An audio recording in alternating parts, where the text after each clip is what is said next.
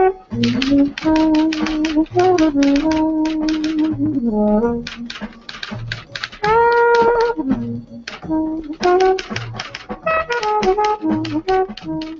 cordiale buongiorno a tutte le ascoltatrici e a tutti gli ascoltatori da Giulio Cainarca e bentrovati all'appuntamento con la rassegna stampa di martedì 2 settembre. Iniziamo come al solito dalla Padania, prima pagina sui Marò usa e getta. La figlia di Massimiliano Latorre, uno dei due Marò colto da malore in India, attacca l'Italia. Questo paese di merda, scrive la figlia Giulia su Facebook, capace solo di portare qui gli immigrati. E mentre la Marina Militare resta in prima linea nell'operazione Mare Nostrum, Salvini rilancia: ci facciamo invadere, da 26 mesi dimentichiamo 2 nostri soldati. Il 18 ottobre scenderemo in piazza per rispedire a casa i clandestini e riprenderci i nostri uomini. Questo è l'argomento d'apertura della Padania. Mentre Renzi fa partire la rivoluzione dei 1000 giorni, passo dopo passo è il nome anche del sito governativo, per monitorare, per consentire ai cittadini di monitorare quello che farà il governo nella rivoluzione dei 1000 giorni, ma in realtà lavora al rimpasto di governo, scrive la Padania. E poi l'economia, la manifattura italiana torna negativa dopo un anno, timori per l'andamento del prodotto interno lordo nel terzo trimestre. A chiudere la prima pagina della Padania, la Lombardia del fare, il presidente Maroni: dal 2015 voglio eliminare i ticket sanitari, negozierò col governo per riuscirci. Il primo piano della Padania è dedicato all'operazione rimpasto di governo, nel mirino nuovo centrodestra, Scelta Civica e la minoranza del PD. Il premier per ora nega, gioca a carte scoperte, ma punta a rivoluzionare gli equilibri nel governo dal giorno della vittoria delle europee. La mossa chiave: costringere Alfano ad accettare il Ministero degli Esteri, dove sarebbe oscurato da Mogherini, forte del suo nuovo ruolo europeo, e piazzare altri fedelissimi alla scuola e alle attività produttive.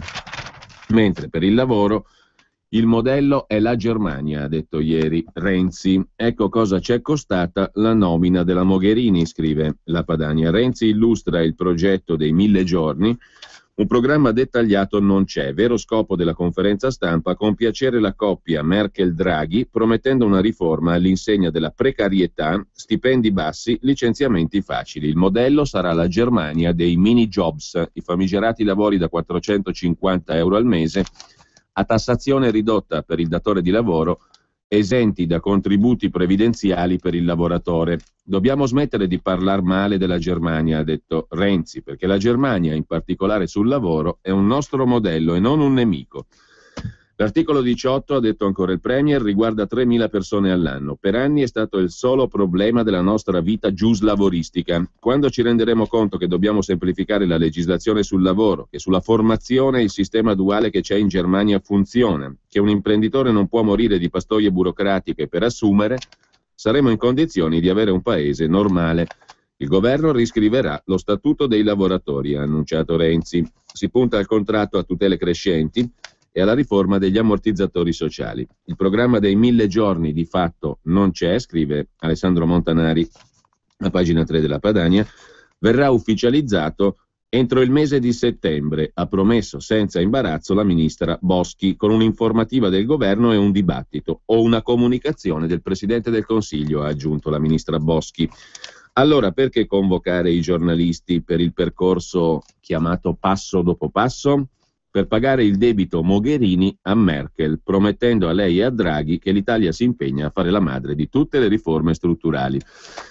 Il modello è la Germania, ha detto Renzi, il modello dei mini jobs, 0 contributi, 400 euro al mese. Anche da noi i mini jobs tedeschi, si domanda la Padania. Si parla della riforma Hartz, ex consigliere di amministrazione Volkswagen, incaricato di rivedere le norme sul lavoro in Germania, che è il padre dei mini jobs. Il governo Schröder varò la riforma fra 2003 e 2005 per rendere più flessibile il mercato del lavoro e aumentare l'occupazione.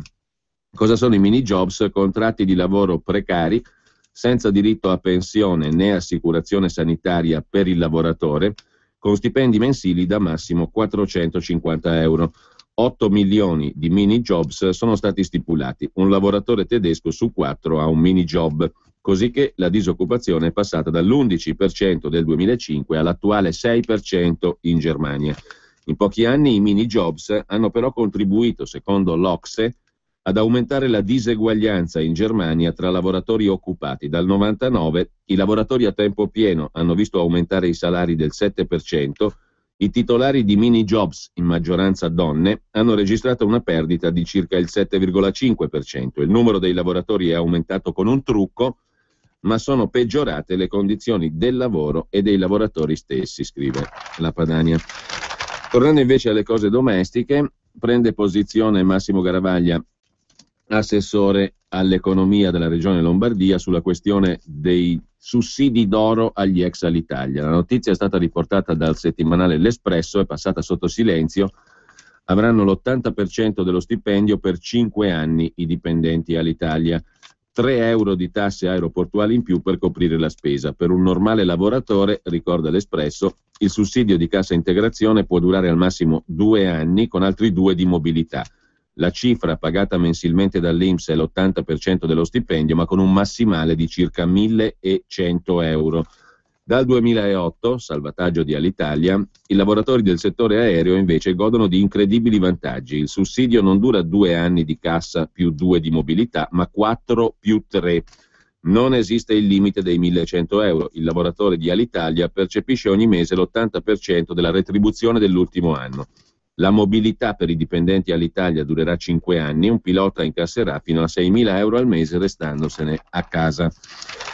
E poi c'è la questione dei marò in India di Massimiliano Latorre e Salvatore Girone. Massimiliano Latorre ieri ha accusato un malore, un'ischemia, i medici hanno escluso complicazioni, il militare sarebbe fuori pericolo, ma da una parte i militari della Marina vengono utilizzati senza sosta impropriamente per recuperare migranti nel canale di Sicilia, scrive la Padania, dall'altra dimenticati in India da più di 2 anni in attesa di un processo che ancora non c'è, il caso dei 2 marò italiani. I marinai italiani sono pedine fondamentali dell'operazione Mare Nostrum, ma anche vittime dell'incapacità diplomatica del governo italiano. Ieri Giulia Latorre, la figlia di Massimiliano, che ha accusato il malore in India, ha affidato a Facebook tutta la sua amarezza. Mio padre, ha scritto, sta in ospedale perché non sta bene, ha avuto una mancanza, ma voi Italia di merda fateli stare lì un altro po'. Vi preoccupate di portare qui gli immigrati che bucano le ruote perché vogliono soldi e non vi preoccupate dei vostri fratelli che combattono per voi e alcuni perdono la vita. Italia, mi fai schifo. Sapete solo offendere i marò, sapete solo sputare sui vostri fratelli italiani e nonostante un militare stia male, state lì a offendere e a chiamarlo assassino. I veri assassini ignoranti siete voi che scrivete e pensate questo. Siete un popolo ignorante. La posizione di Giulia Latorre è condivisa da Matteo Salvini, che su Facebook sottolinea: ci facciamo invadere dagli immigrati, ci dimentichiamo in India 2 nostri soldati, buffoni. Un augurio di pronto ristabilimento a Massimiliano Latorre, un abbraccio alla famiglia. Sabato 18 ottobre saremo tutti in piazza a Milano anche per gridare clandestini tutti a casa, riprendiamoci i marò.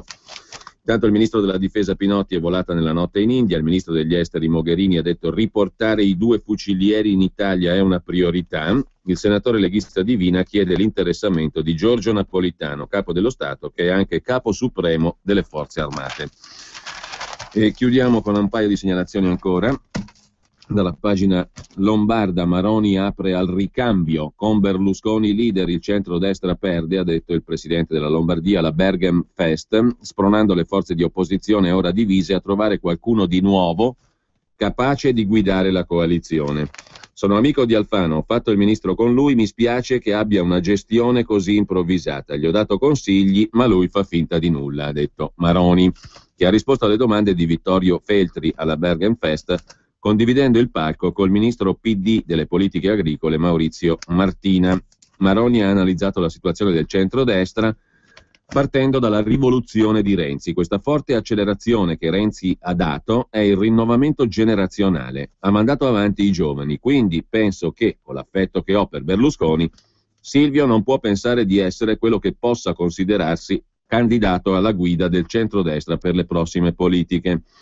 Berlusconi, anche se non lo pensa, non è eterno. Se non potrà essere il candidato premier, Berlusconi ha un altro compito: tenere insieme Forza Italia e fare il padre nobile della coalizione. Il presidente Maroni ha poi invitato le forze di centrodestra divise a trovare qualcuno capace di guidare il centrodestra nuovo. Perché così come siamo messi oggi, ha detto Maroni, non ci sono le condizioni per mettersi insieme e vincere. Per Maroni la Lega ha molti nomi da spendere, da Matteo Salvini a Flavio Tosi. Maroni ha anche affrontato il tema immigrazione, tornando a criticare l'operazione Mare Nostrum.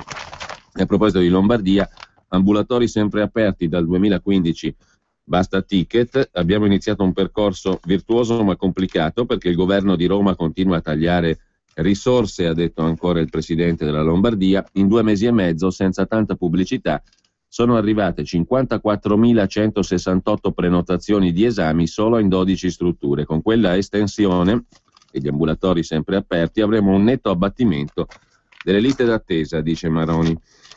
Intanto, sempre dalla Padania, Mare Nostrum, altri 4.000 clandestini sbarcati nel weekend. Il sindaco del Partito Democratico di Salerno dice: non è più tollerabile che il Ministero scarichi un problema di tali dimensioni sui comuni e sugli enti locali, quando si tratta di una responsabilità diretta del governo, dice Vincenzo De Luca, sindaco appunto PD di Salerno.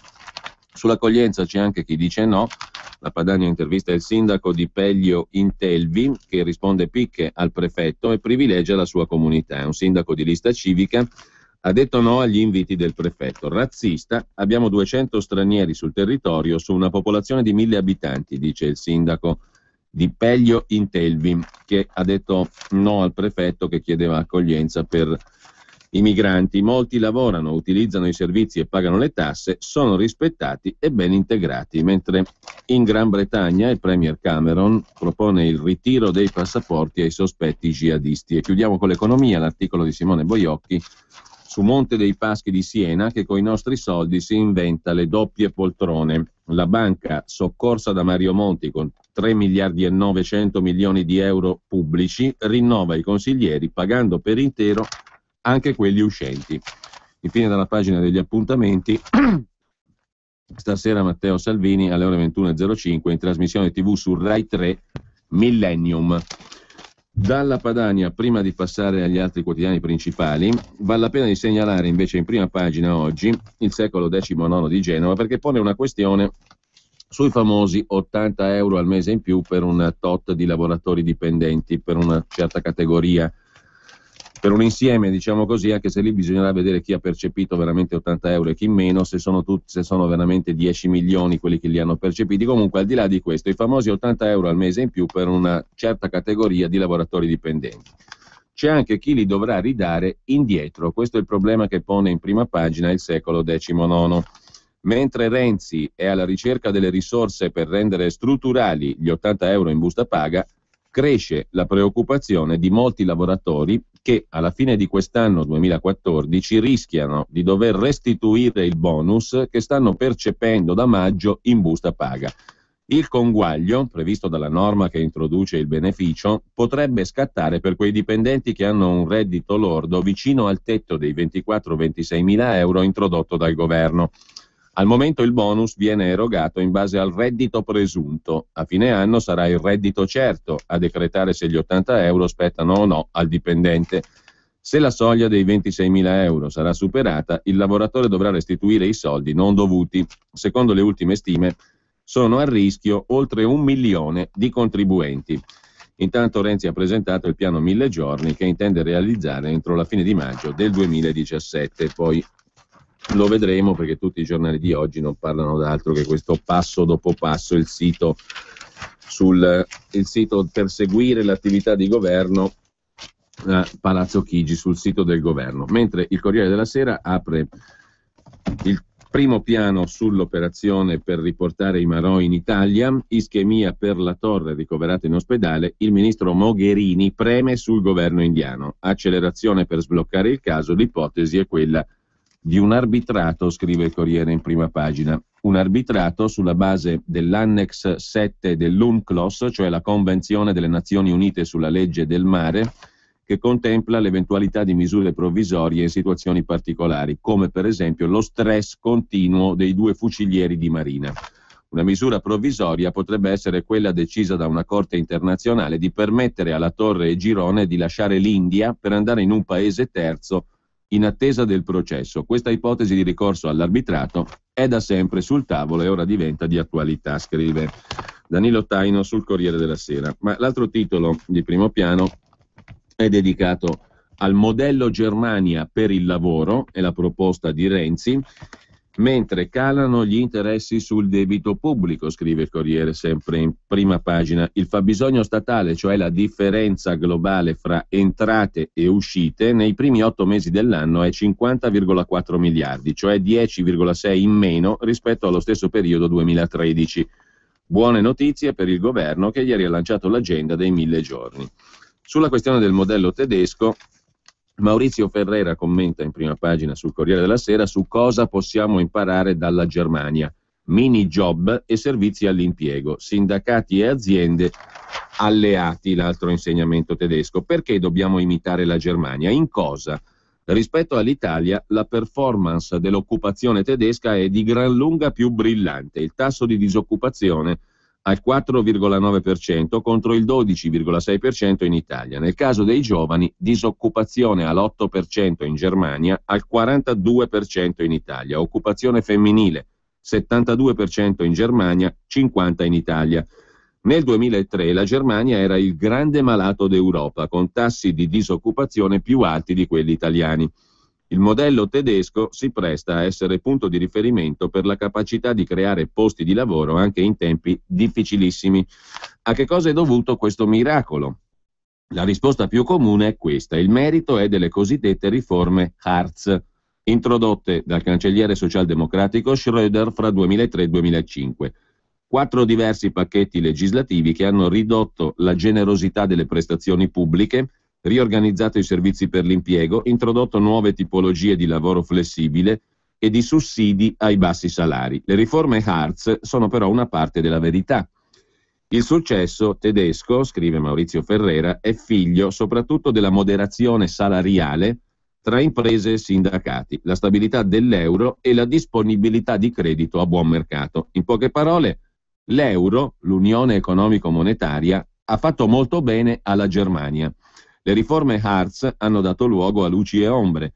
Moltissimi giovani, donne e ultra cinquantenni sono intrappolati nei cosiddetti mini jobs, lavori part-time pagati 400 euro al mese, anche se spesso integrati da trasferimenti pubblici per arrivare a 1000, e ciò spiega perché le riforme Hartz siano a tutt'oggi impopolari fra l'opinione pubblica tedesca, criticate soprattutto dal Partito Socialdemocratico, che 10 anni fa con Schröder incaricò un consigliere di amministrazione della Volkswagen, appunto Peter Hartz, di presiedere una commissione tecnica per le riforme. Quale lezione dunque l'Italia può trarre dall'esperienza tedesca? La stabilità dell'euro è un bene per l'Italia, ma erode i margini delle nostre imprese, la loro propensione ad assumere. Insomma, scrive Ferrera, l'euro ha fatto bene alla Germania, fa molto meno bene all'Italia perché diminuisce la competitività italiana. Lo spread ha alzato il costo del credito, penalizzandoci fortemente. Insomma, non tutto dipende dai compiti a casa, dalle riforme interne. Non si può fare copia e incolla con la Germania. Le misure più virtuose sembrano essere state la riforma dei servizi per l'impiego, compresi i voucher, e il potenziamento della formazione professionale, i sussidi per l'autoimpiego e alcuni aspetti, ma non tutti, dei contratti mini e midi, cioè oltre ai mini jobs, i midi jobs fino a 600 euro. Resta il terzo fattore di successo, le relazioni industriali, la contrattazione salariale. Su questo fronte la Germania ha davvero molto da insegnare, ma ad apprendere non può essere solo il governo. Occorrono l'interesse e la disponibilità di sindacati e imprenditori. Così Maurizio Ferrera sul modello Germania per il lavoro evocato da Renzi. C'è anche da segnalare ancora in prima pagina il Papa che schiera il calcio per la pace e abbraccia Maradona. Diego, ti aspettavo, ha detto Papa Francesco a Maradona prima della partita per la pace all'Olimpico. E sempre in tema di, chiamiamola così, politica estera, i russi avanzano ancora, Kiev chiede aiuto, l'Europa avverte Putin, per l'Ucraina rischi di una grande guerra. L'Ucraina s'appella all'Europa, parla di stato di guerra con la Russia e prevede decine di migliaia di morti se non si interverrà. Da Londra a Berlino si chiede a Putin di fermare l'aggressione e la diplomazia fa passi avanti. Per la prima volta i ribelli filorussi valutano l'idea di stare in Ucraina, ma in uno Stato federale. Era poi la proposta del ministro degli esteri russo Lavrov, cioè di Putin. Infine, sempre dalla prima pagina del Corriere della Sera, andiamo a dare un'occhiata rapida all'editoriale di Gian Antonio Stella sull'arretratezza digitale italiana, i sorpassi subiti in rete, il titolo del pezzo, sulla velocità della rete italiana, bassissima, peggio della Grecia, stiamo andando sempre più giù. E invece la rete è un volano per l'economia, scrive Stella. Il fatturato delle imprese europee ricavato dal web nel 2013 è stato in media del 14%, ma Gran Bretagna e Slovacchia sono al 18%, Repubblica Ceca al 26%, Irlanda al 31%. Quasi €1 su 3 a Dublino arriva via internet. Noi siamo al 7%, la metà o meno delle altre europotenze. Per non dire del turismo, che vive un boom a livello planetario, ma che da noi è scarso. Il business vacanziero europeo dipende per un quarto dal web. La quota si impenna fino al 39% nel Regno Unito, noi al 17%, sotto Francia e Spagna, le concorrenti dirette. Quanto al rapporto fra cittadini e pubblica amministrazione, la Danimarca sta a 100, noi siamo a 9. E lo stesso governo del primo premier incessantemente affaccendato tra Facebook e Twitter, WhatsApp e Instagram, pare aver deciso, stando alle bozze del decreto Sblocca Italia, di limitare gli aiuti per l'estensione della banda larga, sulla quale siamo in angoscioso ritardo, agli sgravi fiscali, per chi investirà nelle aree a fallimento di mercato, recita il decreto, cioè quelle aree dove gli operatori non mettono soldi per paura di perderci. Che dire, lancia un hashtag Stella alla maniera di Renzi. Cancelletto, in bocca al lupo, è l'hashtag lanciato da Stella al governo Renzi sulla questione del digitale, della banda larga e del gap su internet da recuperare ai danni dell'Italia. Mentre, lasciando la prima pagina, ma è in prima pagina sul Corriere di oggi, c'è un lungo pezzo di Henry Kissinger sull'ordine dell'Occidente che non tornerà, la mia proposta per ripartire, America e Europa devono decidere quali valori difendere, in futuro si dovrà riconoscere la realtà di altre regioni, ciascuna con la sua cultura, le proprie esigenze di sicurezza. La storia non offre scuse ai paesi che rinunciano a difendere la loro identità per ripiegare su un cammino meno faticoso, ma non garantisce nemmeno il successo delle più nobili convinzioni se manca una strategia geopolitica, scrive Henry Kissinger, il quale parte dal fatto che la Libia è in guerra civile, i fondamentalisti islamici mettono in piedi il califfato invadendo Siria e Iraq, la giovane democrazia dell'Afghanistan in paralisi, poi le tensioni con la Russia, il rapporto ambiguo con la Cina, insomma il concetto di ordine mondiale, scrive Kissinger, che ha governato finora i rapporti internazionali, è in crisi irreversibile. La ricerca di un ordine mondiale si è a lungo ispirata quasi solo ai principi fondanti delle società occidentali e invece bisogna riconoscere la realtà di altre regioni. Quanto all'Europa, non ha ancora una struttura di Stato unitario e rischia questa cosa di creare un vuoto di autorità al suo interno e uno squilibrio di potere ai suoi confini. Poi ci sono parti del Medio Oriente che si sgretolano in fazioni settarie ed etniche in guerra tra loro, le milizie religiose e le potenze che le spalleggiano violano confini e sovranità come meglio credono, innescando il fenomeno di stati incapaci di controllare il territorio. Lo scontro tra l'economia internazionale e le istituzioni politiche che dovrebbero governarla contribuisce a indebolire il senso di finalità comune indispensabile per l'ordine mondiale. Il sistema economico è diventato globale, allorché la struttura politica del mondo resta basata sulla nazione-stato. Le globalizzazioni economiche ignorano le frontiere nazionali, la politica estera invece le afferma. L'ordine internazionale è davanti a un paradosso. La sua prosperità dipende dal successo della globalizzazione, ma il processo di globalizzazione scatena una reazione politica che ostacola le sue aspirazioni. Il terzo fallimento dell'attuale ordine mondiale è l'assenza di un meccanismo efficace a disposizione delle grandi potenze per consultarsi e adottare misure collaborative sui problemi più urgenti. Un ordine mondiale di stati in grado di garantire governi partecipativi, dignità individuale, disposti a collaborare sullo scacchiere internazionale con regole condivise, questo deve essere la meta dei nostri sforzi. Gli Stati Uniti devono prepararsi a rispondere a un certo numero di domande su se stessi, cosa siamo pronti a scongiurare dovunque e comunque anche da soli se necessario, quale obiettivo vogliamo raggiungere anche se non saremo appoggiati da azioni multilaterali, Cosa vogliamo ottenere o evitare solo ed esclusivamente con l'appoggio degli alleati? E poi ancora, quali coinvolgimenti dovremo evitare a tutti i costi, malgrado le sollecitazioni che ci provengono da alleati o posizioni multilaterali? In cosa consistono i valori che vogliamo difendere? E diffondere anche, scrive Kissinger, e fino a che punto la realizzazione di questi valori dipende dalle circostanze. L'attuazione di principi universali dovrà essere accompagnata dal riconoscimento della realtà di altre regioni, ognuna con la sua storia, cultura e necessità di tutelare la sicurezza. Così in sintesi scrive Kissinger nel paginone di pagina 1 e pagina 11 del Corriere della Sera. Ma il primo piano del Corriere è dedicato a Renzi, il quale ha detto: non soffro di annuncite.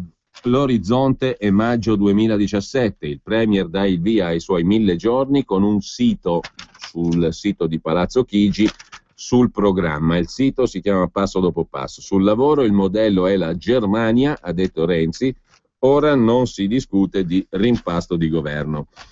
E decaccia però alle risorse al quattrino, perché tra poco ci tocca pagare di nuovo con la finanziaria. Il Premier insiste con il Ministero del Tesoro, la ricerca di coperture per le misure, la necessità di nuovi tagli, i dubbi sulle scelte di Cottarelli. Renzi sa che per ottenere flessibilità sui conti non può arrivare a Bruxelles a mani vuote. A proposito dei conti di Cottarelli sui risparmi, in un anno 500 milioni di risparmi dal taglio di 2000 società partecipate dai comuni, dalle province e dalle regioni sostanzialmente, non dallo Stato. La necessità di sanzioni per imporre le chiusure delle società.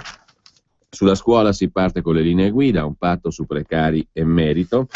1000 asili in 1000 giorni è l'altra trovata della giornata di ieri, lanciata dal Presidente del Consiglio. E nella stessa pagina il Corriere intervista anche il conduttore del dopo Floris, cioè il conduttore di Ballarò, vice direttore di Repubblica Massimo Giannini. Così cambio Ballarò, Santoro un maestro, voglio trattare allo stesso modo Renzi e Berlusconi. Credo nella militanza giornalistica e dirò come la penso, ma senza pregiudizi ideologici. Dice il nuovo conduttore di Ballarò su Rai 3 al posto di Floris. A pagina 6 del Corriere della Sera invece torniamo ai mutasi tari, il percorso impossibile delle tasse. Penalizzate le case più piccole e più povere, si chiama giustizia sociale, mettetevelo bene in testa. Penalizzate le case più piccole e quelle dei più poveri, si chiama giustizia sociale. A Milano un appartamento di 70 metri paga di più degli appartamenti più grandi. Ci sono circa 3.500 amministrazioni che hanno 2 settimane per deliberare le aliquote Tasi. 18 settembre, nei comuni che pubblicheranno le delibere Tasi entro quella data, la prima rata del tributo si verserà il 16 ottobre, il saldo il 16 dicembre, altrimenti rata unica il 16 dicembre. Intanto il signor Mario Draghi, anzi Mr. Draghi, ha incontrato Monsieur Hollande. Rispettare le regole, ma la deflazione va battuta, dicono Draghi e Hollande. Servono misure per aumentare la domanda europea, che l'hanno detto almeno in 4.500 negli ultimi 24 ore. Mentre per la pagina degli esteri del Corriere della Sera, Kiev chiama l'Europa, se non intervenite sarà la grande guerra. Merkel abbandona le cautele e alza i toni contro Putin. Governativi in ritirata anche da Luhansk. Governativi si intende esercito ucraino. Per la prima volta i ribelli, cioè i russi, accettano l'idea di restare all'interno dell'Ucraina ma in uno Stato federale. Il commento di Giuseppe Sarcina su questa questione sul Corriere della Sera. Per come si sono messi i rapporti di forza, sembrano esserci solo 3 possibilità per risolvere la crisi dell'Ucraina. 3 opzioni, una peggio dell'altra, purtroppo. La più rovinosa, rispondere con le armi alla controffensiva dei separatisti russi e delle forze speciali russe. A questo punto la mossa risolutiva sarebbe una: accogliere l'Ucraina nella NATO e applicare la norma cardine, l'articolo 5. Tutti i Paesi membri accorrono in difesa di un partner sotto attacco militare, cioè facciamo una bella guerra contro la Russia. Il risultato sarebbe una guerra devastante, scrive appunto Sarcina, nel cuore dell'Europa, combattuta tra le strade di città popolose, contro una potenza, Russia, dotata di temibili armamenti, senza considerare la follia delle testate nucleari. L'esperienza degli ultimi 6 mesi dimostra che il sostegno indiretto non è sufficiente. Non bastano la benzina dei polacchi, i binocoli degli americani. L'esercito ucraino non ha i mezzi per respingere le unità corazzate russe. La NATO è pronta a mandare droni, cacciabombardieri, missili e almeno 15-20 mila soldati per garantire l'inviolabilità dei confini dell'Ucraina? Questa è la domanda chiave, al netto della propaganda. La seconda carta è quella delle sanzioni economiche, ma l'evidenza suggerisce che se si vuole mettere in difficoltà la Russia, occorre applicare misure radicali su produzione e esportazione di gas e petrolio. Tutto il resto non è decisivo, dal caviale alle banche. I paesi europei sono in grado di rinunciare a una quota vitale di energia? Resta la strada del negoziato. Lo scorso aprile i filorussi si sarebbero accontentati di un robusto decentramento politico-amministrativo. A Kiev giuristi ed esperti dibattevano in pubblico sulle modifiche costituzionali. Poi il gruppo dirigente ucraino, legittimato dalla famosa rivolta di piazza Maidan, cancellò tutto, confidando di essere in grado di mantenere l'integrità dell'Ucraina. Ciò non è avvenuto e tutto lascia pensare che non avverrà. I separatisti russi sono passati a pretendere una formula di federalismo che non esiste in natura. La nuova Russia, così si dovrebbe chiamare il nuovo Stato, rimarrebbe federato a Kiev, ma con libertà di concludere accordi internazionali. Aderire in sostanza all'unione doganale promossa dalla Russia con Bielorussia e Kazakistan. Un mostro giuridico, sarebbe come se il Texas firmasse un trattato col Messico scavalcando Washington. I filorussi puntano alla secessione, conclude Sarcina, ma forse il presidente ucraino Poroshenko ha ancora un modo per limitare il danno: riconoscere un ruolo politico ai ribelli armati. Durissimo da accettare per un paese democratico, meglio però, infinitamente meglio, della guerra e del suicidio economico. Così Giuseppe Sarcina sulla questione ucraina sul Corriere della Sera. Intanto, sempre dal Corriere, andiamo rapidamente all'altra questione dalla pagina degli esteri, la affronta Fabio Cavalera da Londra. Londra è in stato d'allerta, allarme terrorismo, code e ingorghi agli aeroporti. Cameron vara misure straordinarie contro i jihadisti britannici. La polizia potrà negare l'espatrio ai sospetti in procinto di andare al fronte di guerra santa, mentre a pagina 13 c'è un lungo articolo, tutta la pagina, di Lorenzo Cremonesi sull'Afghanistan, o meglio, chiedo scusa, non sull'Afghanistan, sull'Iraq, e anzi sulla città di Amerli. Cibo, Kalashnikov e milizie sciite, la città di Amerli liberata con l'aiuto dell'Iran. Nella città assediata dallo Stato islamico per 74 giorni, tra i turcomanni scampati all'eccidio, l'oggetto del reportage di Cremonesi. Lo Stato islamico è stato costretto al ritiro dai bombardamenti degli Stati Uniti, strani alleati dell'Iran in questa offensiva. Gli abitanti hanno combattuto tra le case di fango, alzato barricate nei vicoli, mentre gli elicotteri lanciavano armi e munizioni. Abbiamo razionato tutto, dicono gli abitanti di Amerli: riso, pane, datteri. Avevamo fame, ma dovevamo resistere o le nostre donne sarebbero finite schiave. Pagina 16 del Corriere, invece, torniamo alle cronache con Totò Riina intercettato in carcere. Mancino, Nicola Mancino, ex presidente del Senato, ministro dell'Interno, vicepresidente del CSM, non trattò con me, dice il boss intercettato. L'ex ministro era nemico di Cosa Nostra. E Mancino dice: per fortuna che Riina ha detto sta roba qua, perché c'avevo tanti di quei sospetti su di me. Telefonata di Napolitano a Don Ciotti, solidarietà dopo le minacce. Mentre sempre dal Corriere della Sera ci congediamo con la pagina economica e l'intervista a Leonardo Del Vecchio, che è intervistato peraltro anche da Finanza e Mercati del Sole 24 Ore. La mia Luxottica aveva bisogno della svolta, dice il presidente e fondatore del gruppo Luxottica, di cui controlla il 66%, il triumvirato per la successione, visioni diverse con l'amministratore delegato Guerra che se ne va, racconta peraltro Milano Finanza, con una liquidazioncina da 45 milioni di euro. Il patron Del Vecchio torna operativo e lancia un modello gestionale che gli investitori stanno valutando, scrive Milano Finanza. L'amministratore delegato Andrea Guerra esce con un bel bottino da 45 milioni. Mentre, sempre dal Corriere, c'è anche da segnalare il caso Telecom. Ormai si va al Quirinale per qualsiasi cosa. Avete un problema, come Nicola Mancino citato prima, telefonate al Quirinale. C'è da fare una scelta di governo, vai al Quirinale. c'è da decidere che fare di Telecom Italia, vai al Quirinale. Tutto naturalmente nell'ambito di una repubblica parlamentare, giusto? Sì, giusto, avete indovinato. È una repubblica, l'Italia è una repubblica parlamentare, non presidenziale, neanche monarchica. Però se c'è un problema, appunto, processo in corso, c'è un problema giudiziario. Chi chiamo? Il Quirinale.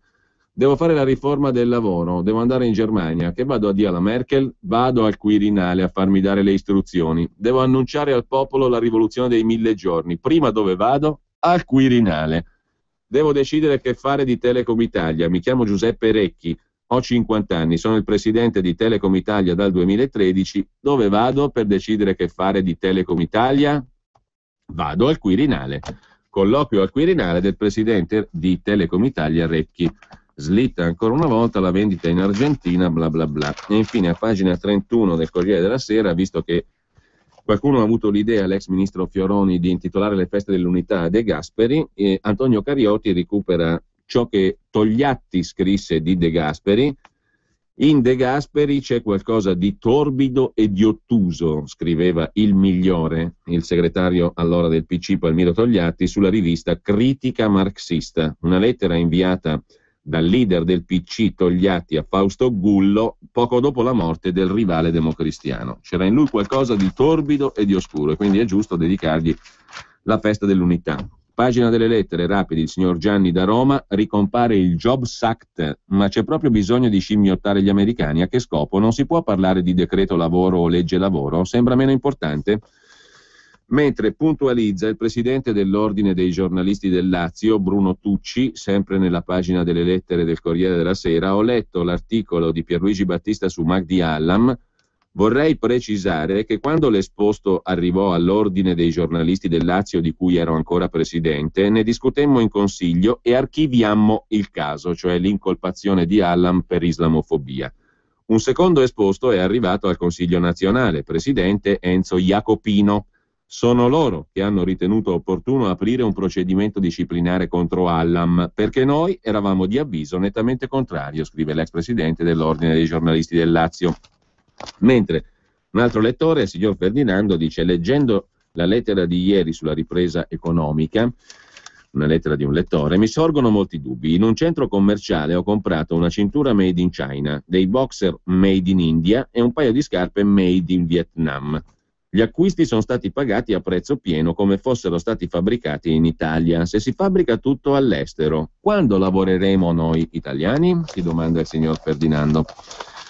Adesso però andiamo brevemente alla cronaca milanese del Corriere della Sera, che peraltro è particolarmente densa. Intanto dalla cintura di Milano, Sesto San Giovanni, tanto per rimanere al passo coi tempi, si parla di moschea, un luogo di culto islamico approvato dal comune ma ancora sulla carta. Nel frattempo un capannone si trasforma in moschea. La polemica divampa per la moschea abusiva di Sesto San Giovanni. A denunciare i lavori senza autorizzazione i consiglieri di Fratelli d'Italia e Forza Italia, che contestano l'apertura di una sede del Centro Culturale Islamico all'interno di un capannone adiacente l'area Falk Vulcano. E sempre dalla cronaca lombarda e milanese, il primo piano del Corriere della Sera su Maroni, pochi soldi da Roma, ancora una volta, e la risposta si chiama Statuto Speciale, la grande battaglia d'autunno, dice Maroni. La via maestra, soluzione a tutti i problemi, ha detto Maroni, ospite di Orario Continuato su Tele Lombardia. Il modello è la Sicilia, spiega Maroni, con il 100% di tasse trattenute a casa propria e senza dover più dipendere dall'odiata Roma. Il modello è la Sicilia, ma si guarda anche alla Scozia, 18 settembre, referendum sull'indipendenza. Il vicino Veneto vuole la secessione, la via lombarda è più morbida e graduale. E costosa, scrive il Corriere. La Giunta ha messo in preventivo 30 milioni di euro per la consultazione sullo Statuto Speciale. La proposta di legge, già depositata in Consiglio regionale, servirà una maggioranza qualificata, dice Maroni. Il nostro compito sarà convincere parte dell'opposizione a votare a favore del referendum consultivo sullo Statuto Speciale per la Lombardia. Spero prevalga il buonsenso. Se il PD dirà di no, ha detto Maroni, dovrà spiegare ai cittadini perché non vuole che i lombardi si tengano i propri soldi. Ma il capogruppo PD in Regione Lombardia, Brambilla, Controreplica: il referendum consultivo sullo statuto speciale è propaganda politica per la quale Maroni vuol spendere 30 milioni dei lombardi. Ha davvero poco senso parlare di mancanza di risorse quando il governo, attuando i costi standard, come ammette Maroni, dà alla nostra regione ben 1 miliardo in più per la sanità. Si utilizzino bene quelle risorse tagliando da subito i ticket e i 30 milioni per l'organizzazione del referendum si utilizzino per porre rimedio alle tante emergenze maltempo di quest'estate anomala. Roma matrigna, insiste invece Maroni. Ultimo esempio, nel decreto Sblocca Italia ci sono meno di 4 miliardi rispetto ai 40 annunciati, di questi poco più di 200 alla Lombardia. Pochissimi, considerando che la Lombardia è 1/4 del PIL nazionale. Sulla sanità Maroni rivendica l'operazione ambulatori aperti, visite ed esami in orari serali e nei giorni festivi in 232 strutture regionali. Il tema centrale sono però i ticket. C'è stata l'estensione della fascia di esenzione, l'obiettivo è da raggiungere. Dall'anno prossimo voglio cancellare i ticket, ci sono leggi nazionali che ce li impongono, voglio negoziare col governo. È complicato perché da Roma continuano a tagliare risorse. E poi il taglio dell'IRAP per le start-up, le nuove imprese, ha ricordato Maroni, la primissima cancellazione del bollo auto per chi rottama vetture inquinanti da estendere, mentre Riccardo Decorato per Fratelli d'Italia fa sapere che la battaglia per lo statuto speciale sarà patrimonio di tutta la maggioranza. Fa bene Maroni a insistere, ha detto Decorato, perché anche il PD accetti la nostra proposta. Ma io ci spero poco, è più possibile che si muovano i grillini, sostenitori da sempre del mezzo referendario. In regione il centrodestra non ha problemi di numeri, questa forza ha fatto sì che ottenessimo grandissimi risultati nel campo della sanità, come ha detto Maroni. Nel prossimo futuro cancellare i ticket sanitari, concorda Decorato. Su Repubblica invece c'è un'analisi chiamata retroscena in forma più politica, un'analisi più politica diciamo così, la scossa di Salvini al centrodestra per sfidare Pisapia.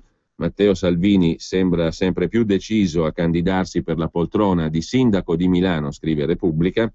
Roberto Maroni però frena. Il governatore lombardo, pur considerando importanti i risultati ottenuti dalla Lega alle europee grazie a Salvini, punta a fare della Lombardia il nuovo laboratorio politico del centrodestra, allargando non solo a nuovo centrodestra di Alfano, che già fa parte della maggioranza in Regione Lombardia, ma anche ai moderati come Corrado Passera e sul piano nazionale alla fondazione creata dal sindaco di Verona Flavio Tosi. Convinto più che mai che una Lega sempre più spinta su posizioni estremiste potrebbe anche aumentare i consensi, ma secondo Maroni in modo limitato. Il maroniano Stefano Bruno Galli suggerisce: dobbiamo convocare subito una Leopolda di centrodestra in Lombardia, per vedere se oltre alle condizioni amministrative per governare insieme, che già ci sono, si possono gettare le basi di quelle politiche future. E Maroni chiarisce che nel centrodestra serve rinnovamento. Renzi fa tante promesse, ma una cosa l'ha fatta: il cambio generazionale. Si guarda alla corsa per il Comune di Milano, che il centrodestra ha perso nel 2011. Riccardo Decorato scalpita: è il momento buono perché il centrodestra si sieda a un tavolo e fissi i programmi per le elezioni del 2016. Lasciamo però la cronaca milanese e lombarda con gli amministratori locali al servizio dei boss dell''ndrangheta, lo scrive Il Giorno. Ora la procura chiede il processo, l''ndrangheta nel Lecchese, gli affari sporchi rischiano in 10. A Valmadrera minacce e mazzette per la concessione di un lido. È il metodo già inventato da Coco Trovato a suo tempo.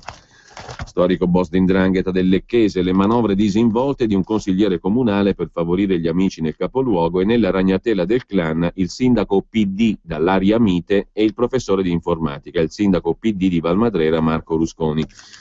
Il Giornale si occupa invece della polemica di Movimento 5 Stelle e Lega Ambiente contro Trenord, il gestore delle ferrovie lombarde. Per l'Expo abbiamo ancora i treni degli anni 70, dicono Pentastellati e Lega Ambiente. C'è anche spazio sul Giornale per Maroni, ora il referendum per tenerci le nostre tasse, statuto speciale per la Lombardia, e i buchi neri delle società pubbliche lombarde. Quali sono i casi lombardi nel mirino del commissario antisprechi Cottarelli? La galassia delle società partecipate dalla regione, 7, dal comune, 16, dalla provincia, 21. Andiamo da Film SPA, società quotata in FNM, Ferrovie Nord Milano, Lombardia Informatica e Infrastrutture Lombarde, e poi quelle del comune sono 16, quelle altre 21, insomma, nel mirino di Cottarelli le società pubbliche, ma degli enti locali. Prende infine il via il Festival Mito Milano-Torino, grande musica, un mare di concerti fino a fine settembre. A pagina 6 il calendario, il dettaglio e il servizio del giornale. E però c'è una vicenda che ricorda ciò che è accaduto a Milano tempo fa, anche se è accaduta a Iesi, in provincia di Ancona. È il Quotidiano Nazionale, giorno Resto del Carlino Nazione, a darne conto con un articolo a tutta pagina 11. Minaccia la gente con ben 2 macete in mano, catturato dopo un'ora di terrore. Un giovane nigeriano ha seminato il panico a Iesi, ferito un carabiniere. È stato accerchiato dalle forze dell'ordine che sono state costrette a sparargli a un piede. Cercava di barricarsi in chiesa. Il precedente di Kabobo a Milano, scrive il Quotidiano Nazionale. Un ragazzo nigeriano che corre a torso nudo sotto la pioggia, vibrando 2 macete in mano, gli occhi impietriti di una signora che viene sfiorata da una delle lame vibrate nell'aria e tutto attorno un ululare di grida impregnate di terrore vivo. Una scena da Quentin Tarantino, quella vissuta ieri sera a Iesi, che riporta alla mente altri episodi di follia, su tutti quello che vide protagonista il ghanese Kabobo a Milano. Per fermare il giovane nigeriano, che attorno alle 19:45 di ieri aveva sfondato con una grossa pietra la vetrina di un arrottino in zona Portavalle a Iesi, rubando 6 macete, i carabinieri sono dovuti ricorrere alle maniere forti. Hanno sparato 4-5 colpi in aria, poi hanno mirato a un piede per indebolirlo e impedirgli di correre ancora all'impazzata, rischiando di affettare a colpi di macete qualche passante. Nel tentativo di placcarlo, il comandante dei carabinieri di Iesi è rimasto ferito al fianco sinistro da un colpo di striscio con uno dei macete. L'uomo è un 26enne pluripregiudicato, potrebbe aver agito sotto l'effetto di droghe. Un'ora abbondante di follia nel centro storico di Iesi. Il nigeriano, che abita con la mamma a Iesi, è visto correre seminudo per strada, si ferma davanti a un negozio da arrotino che vende anche coltelli, con una grossa pietra sfonda la vetrata, affonda la mano, afferra 6 macete. La scena verrà ripresa con uno smartphone da uno dei residenti delle palazzine che si affacciano sulla strada. Il ragazzo molla 4 dei 6 macete e ne impugna 2, uno per mano. Inizia a correre, attraversa una galleria commerciale, passa accanto ad alcuni passanti che non hanno il tempo di rendersi conto di ciò che accade. Ai carabinieri e la polizia alle costole. Le forze dell'ordine erano state allertate da una prima telefonata giunta da un residente che, mentre parlava al telefono con la figlia, è rimasto di sasso davanti alla scena. La donna ha dato l'allarme immediatamente e questa tempestività potrebbe aver salvato diverse vite umane. Almeno 20 minuti però ci hanno messo i carabinieri per fermare questo soggetto. E lasciamo a questo punto la cronaca locale per tornare al primo piano, prima pagina di Repubblica dedicata al piano di Draghi per indebolire l'euro. Insomma, praticamente abbiamo in effetti ciò che scrive il professor Bagnai nel suo libro, una frase che credo sia indiscutibilmente vera. Si è creata una moneta unica, dopodiché ci si fa il diavolo a 4 per limitarne i danni. Sembra incredibile, ma è così, o meglio, dalla misura della irrazionalità del progetto, perché creo una cosa e poi mano a mano, visto che questa cosa crea danni nel corso degli anni, tutte le azioni sono volte a limitare i danni di una creazione sbagliata. Adesso bisogna indebolire l'euro. Il traguardo è quota 1,20 rispetto al dollaro, scrive Federico Fubini. La visita di Renzi a Draghi in elicottero nella sua casa di vacanza in Umbria, le telefonate con Angela Merkel, sicuramente frequenti, la visita all'Eliseo dal capo di Stato francese Hollande. L'agenda di Mario Draghi ricorda sempre più quella di un operatore delle istituzioni, scrive Fubini, che ha davanti a sé un grande vuoto politico da colmare. Anche i discorsi pubblici di Draghi iniziano a rivelare sfumature di carattere istituzional politico. L'euro debole è l'ultima carta di Super Mario per aiutare le esportazioni e bloccare la deflazione. Il capo dello Stato francese pensa che l'euro resti troppo forte. Alla Francia e agli esportatori italiani non basta che l'euro sia calato del 5,3% dai picchi di 1,39 contro il dollaro di inizio maggio. Draghi sa che un altro robusto tratto sulla strada del deprezzamento dell'euro risolverebbe vari problemi senza troppi costi politici. Gli esportatori in Francia, in Italia, ma anche in Germania, avrebbero un'arma in più per contrastare la frenata degli ordini dall'estero legata anche alla guerra in Ucraina. E beni e servizi all'import costerebbero un po' di più, aiutando la BCE a alzare il tasso di inflazione. Cioè, se l'euro si indebolisce, i beni importati aumentano di costo, aumenta l'inflazione, si esce dalla deflazione. Di sicuro questo tema peserà sul tavolo del Consiglio direttivo della BCE, Banca Centrale Europea, che giovedì a Francoforte discuterà su cosa decidere. Sullo stesso tema però poi Repubblica interpella anche Wolfgang Munkau, già direttore del Financial Times Deutschland, editorialista dello stesso quotidiano, fondatore del think tank Eurointelligence. Mi sembra pazzesco continuare a chiedersi chi abbia telefonato a chi, Merkel o Draghi, mentre l'euro vive la sua crisi più profonda, dice Munkau a Repubblica, pagina 3. Entrambi, Draghi e Merkel, hanno fatto errori gravissimi. La situazione attuale è più frutto di questi errori che della bolla finanziaria che arrivò dagli Stati Uniti, dice Munkau, da sempre severo verso l'austerity imposta da Berlino. Mario Draghi ha detto cose giuste, ma il problema sono i passi falsi del passato. Temo che ne seguiranno altri. Draghi continua a ripetere che le aspettative di inflazione vengono disattese. Non sembra capire che è il modello macroeconomico stesso su cui si basa a non funzionare e a non tenere in appropriato conto le aspettative, che sono un importante veicolo di inflazione. C'è poi il problema centrale. La Banca Centrale Europea, dice Wolfgang Munkau, non ha ancora lanciato il quantitative easing, cioè l'acquisto diretto di titoli specialmente pubblici, titoli di debito pubblico, titoli di Stato. È rimasto l'unico modo per dare ossigeno all'economia. Possiamo stare certi che il quantitative easing verrà sfidato da fior di avvocati in Germania, invece rientra nel mandato della stabilità monetaria proprio della Banca Centrale. Occorre insistere, anzi andava fatto un anno fa. Ora l'intervento dovrà essere più massiccio. Diverse migliaia di miliardi di euro. Di meno sarebbero soldi sprecati. La Banca Centrale Europea dovrà comprare di tutto, buoni statali, obbligazioni, forse non azioni, per non essere accusata di interferire con le borse, ma titoli di ogni genere, pur di far salire la base monetaria. Basta ritardi, dice Munkau. Già con la riduzione dei tassi, che era più urgente in Europa che in America, perché qui ci sono condizioni fiscali più dure, ne sono stati accumulati abbastanza. Dirò di più, paradossalmente le OMT, le Outright Monetary Transaction, rimaste un annuncio con la promessa di comprare bond, hanno ritardato gli interventi veri. Almeno stanno per partire i finanziamenti speciali alle banche, i nuovi LTRO, le sigle sono queste, OMT significa che la banca centrale doveva comprare un tot di obbligazioni.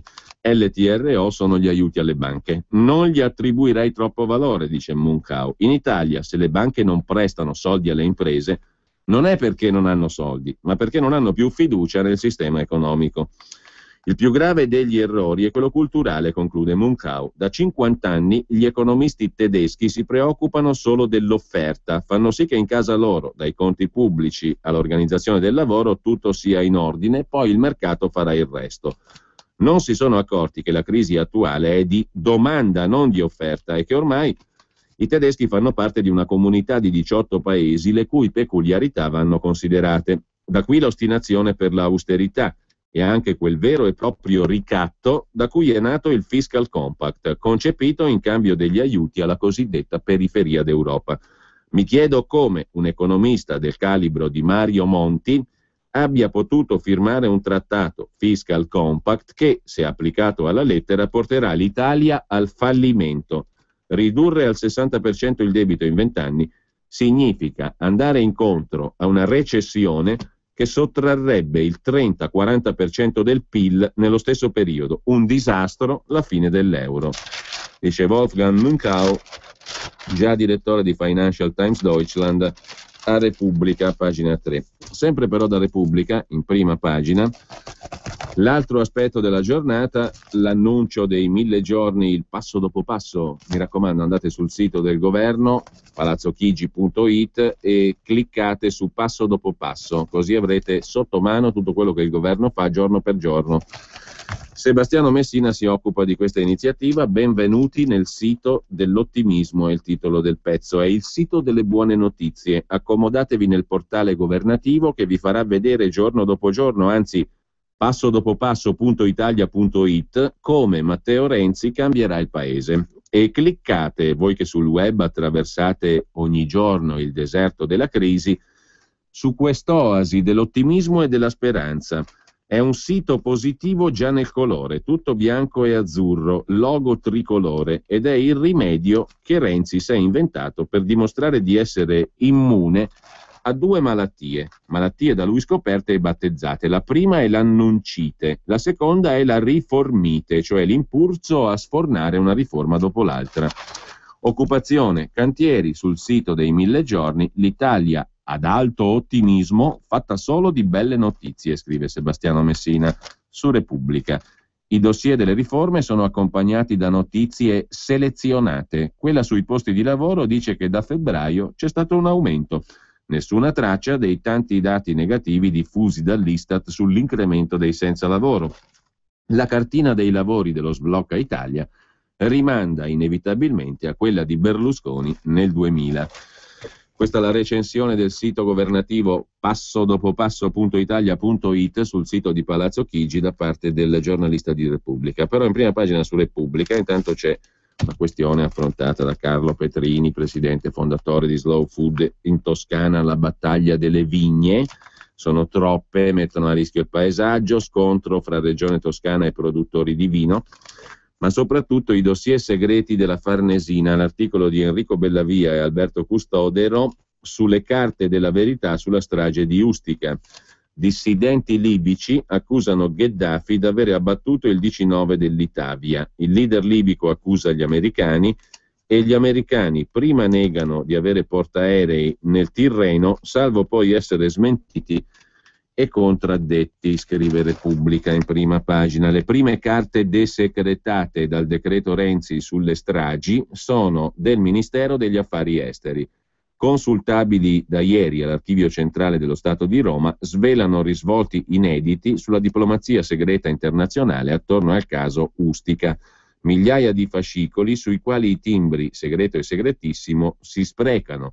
Protocolli riservati, dal Sismi che si lamenta dell'attività criminale di Gheddafi che invia i killer a uccidere i dissidenti riparati all'estero, alle richieste dai toni ricattatori che Tripoli avanza a Roma per ottenere risarcimento danni per le mine disseminate in Libia dagli italiani durante la Seconda Guerra. In sostanza, cosa dice Repubblica? Scambi di accuse, bugie e depistaggi, ecco le carte segrete sulla strage di Ustica.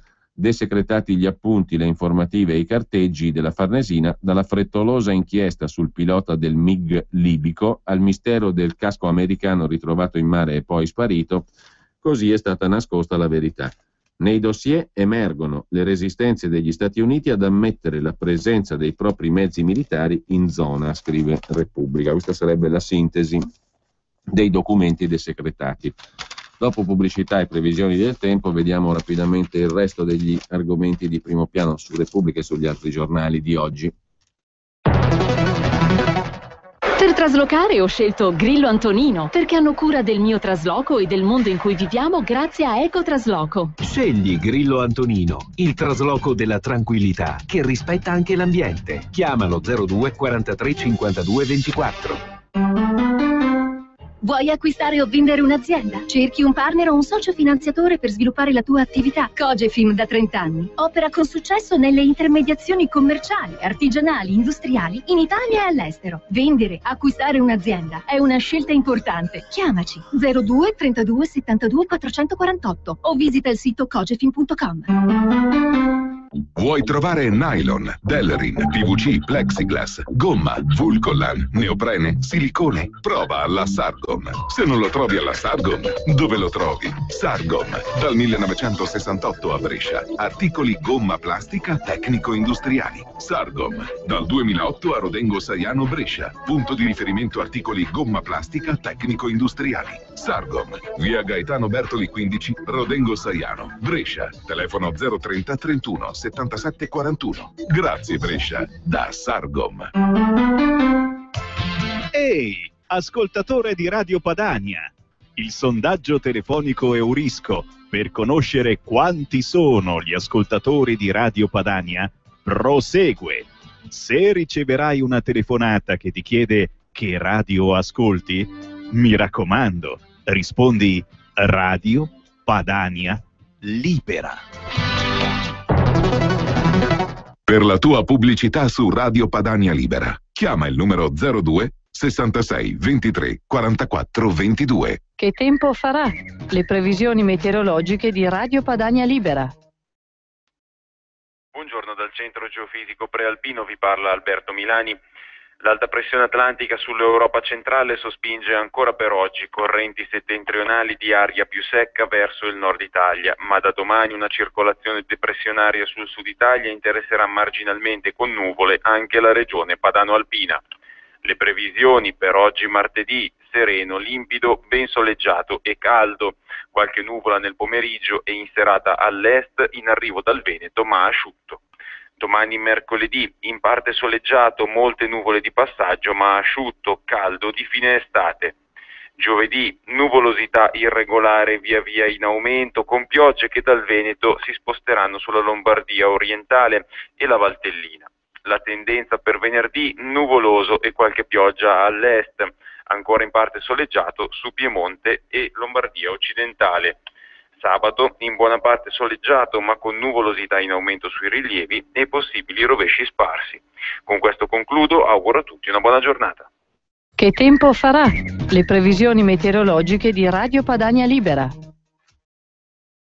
Un nuovo modo per sostenere la tua radio.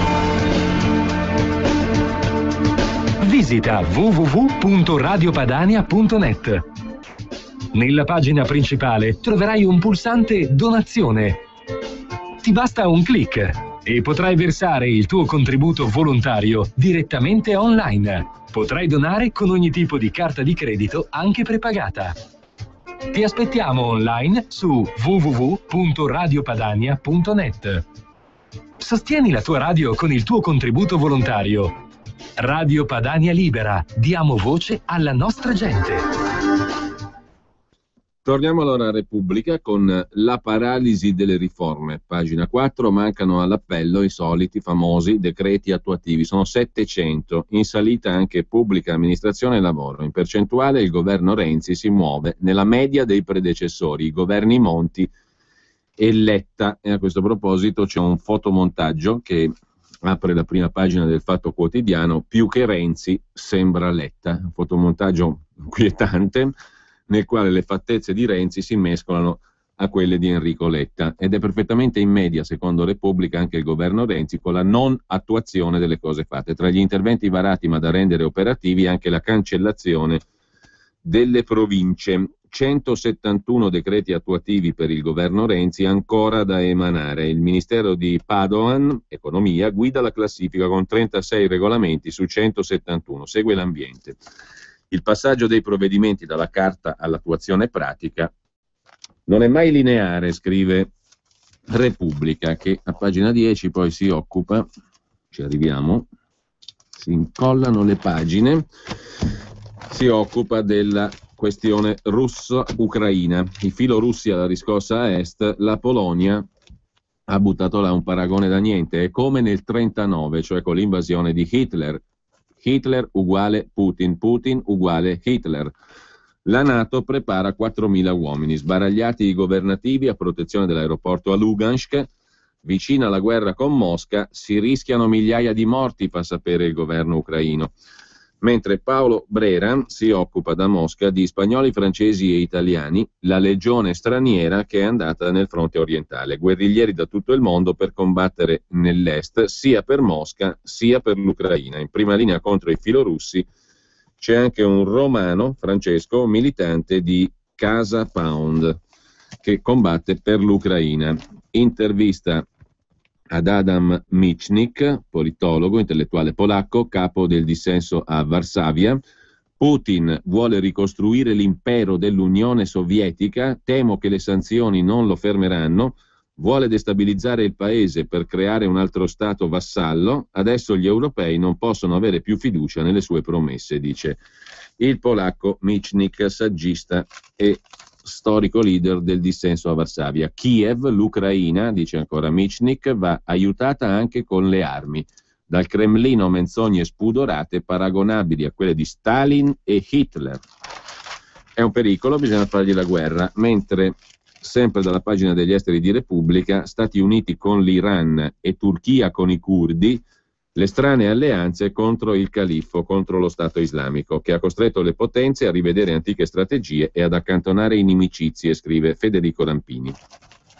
E ancora da Repubblica, uno sguardo anche alla pagina delle cronache, dove c'è troneggiante ancora una volta Totò Riina, che insulta anche Napolitano, difende Mancino ma insulta Napolitano, il capo dello Stato nel mirino per il carcere duro, il 41 bis, e su Mancino il superboss dice: non ho mai trattato con lui, l'agenda rossa di Borsellino l'hanno presa i servizi segreti, io sono ancora terrificante e malvagio, i messaggi del padrino che si crede eterno, titola Repubblica il racconto di Attilio Bolzoni. Totò Riina era così spietato perché è nato dalle leggi della natura e la natura è la propria identità. Sono una roccia di Corleone, dice il boss, super corazzato, sono spavaldone, sono un gran pensante. Una signora portentosa si presentò quasi nuda, feci finta di niente e dissi: perché mi avete chiamato? Così parlò Riina in carcere. Riina, figlio di Leggio, di Luciano Leggio, o Liggio che dir si voglia, dei celeberrimi corleonesi che prendono il potere con la seconda guerra di mafia, la carneficina dell'81-83. Ma avevano affari già da prima, anche se gli affari li faceva anche l'altra cordata mafiosa dei badalamenti in Zerillo con l'eroina e la droga. Comunque, Riina si forgia alla scuola di Luciano Leggio ed è tutto dire. Mentre lasciamo Repubblica con ancora un paio di segnalazioni. Il dossier sui 1000 asili nido in 1000 giorni, perché Renzi gli ha detto a Del Rio, gli ha dato di gomito ieri in conferenza stampa, gli ha detto: Del Rio, spariamone un'altra, 1000 asili in 1000 giorni. Ma l'Europa rimane lontana, ammonisce Repubblica. Renzi e Del Rio hanno annunciato l'iniziativa del governo 1000 asili nido in 1000 giorni per garantire la nostra attenzione alla scuola dell'infanzia, hanno detto i due, e per ridurre la profonda diversità fra nord e sud. Ma i sindacati replicano: misure insufficienti non bastano a raggiungere il livello richiesto.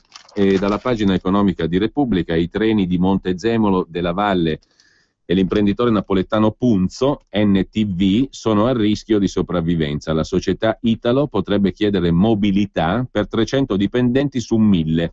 Pesano i debiti, ma il management punta il dito contro il governo, penalizzati dall'aumento di energia, dicono i tre soci. Montezemolo, della Valle, Punzo. Per l'ex ministro Gasparri sono quasi falliti, attenti a comprare i biglietti. Dice l'azienda: triste modo di far politica, il tristo Gasparri. Della Silicon Valley italiana si occupa invece Federico Fubini.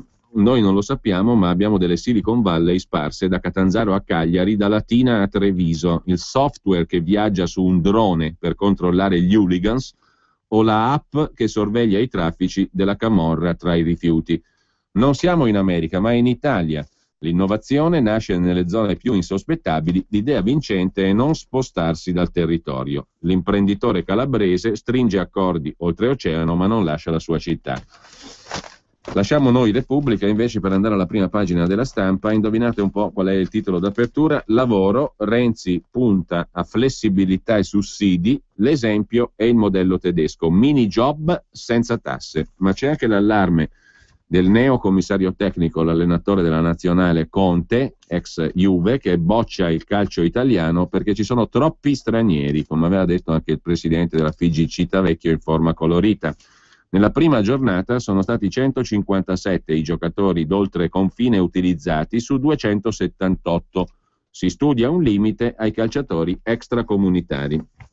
Mentre a centropagina Merkel smentisce Mosca, è in guerra con l'Ucraina, rischia di precipitare, scrive La Stampa in prima pagina, la situazione in Ucraina. La cancelliera tedesca attacca il Cremlino. Ormai è guerra con Kiev, ha detto Merkel. Il ministro degli esteri russo Sergei Lavrov assicura che non c'è intervento militare russo in corso. Ma le foto satellitari diffuse dall'Alleanza Atlantica, la NATO, raccontano un'altra storia, scrive La Stampa. Per il governo ucraino si rischiano decine di migliaia di morti. Questo è l'allarme preventivo lanciato dal governo ucraino. Intanto i ribelli riconquistano le posizioni nell'est del paese. I ribelli sta per russi, filorussi. Per quanto concerne invece il sito Passo Dopo Passo, com'è che era? passodopopasso.italia, insomma quello ospitato sul sito di Palazzo Chigi, la piattaforma per verificare il lavoro del governo. Il commento di Marco Bresolin sulla Stampa, pagina 2 e pagina 3, non è tanto lusinghiero per l'iniziativa governativa. Commenti vietati e zero scadenze. Il nuovo sito per ora zoppica.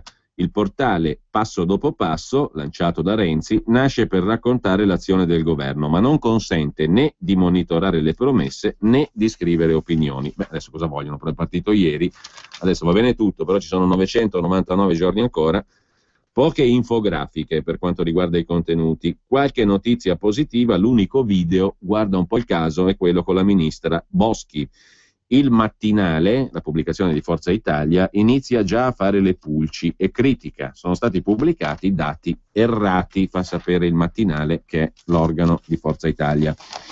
Mentre il modello tedesco, tutto flessibilità e mini job da 450 euro, è riassunto da Roberto Giovannini sulla Stampa, pagina 4. Previsto un sussidio di disoccupazione universale, ma se si rifiuta l'offerta si riduce l'aiuto pubblico. Le società incentivate ai contratti precari perché non ci pagano sopra né tasse né contributi. Per essere applicato serve un modello contrattuale decentrato azienda per azienda.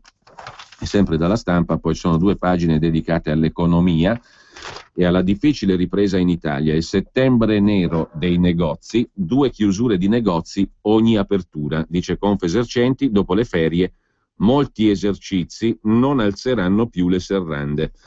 C'è un primo reportage di Giuseppe Bottero da Torino, meccanica, gomma, aerospazio nel nord-ovest, chi ha fatto rete adesso corre, aumentano le aziende che scelgono di quotarsi a Piazza Affari, e un secondo reportage di Francesco Spini dal nord-est.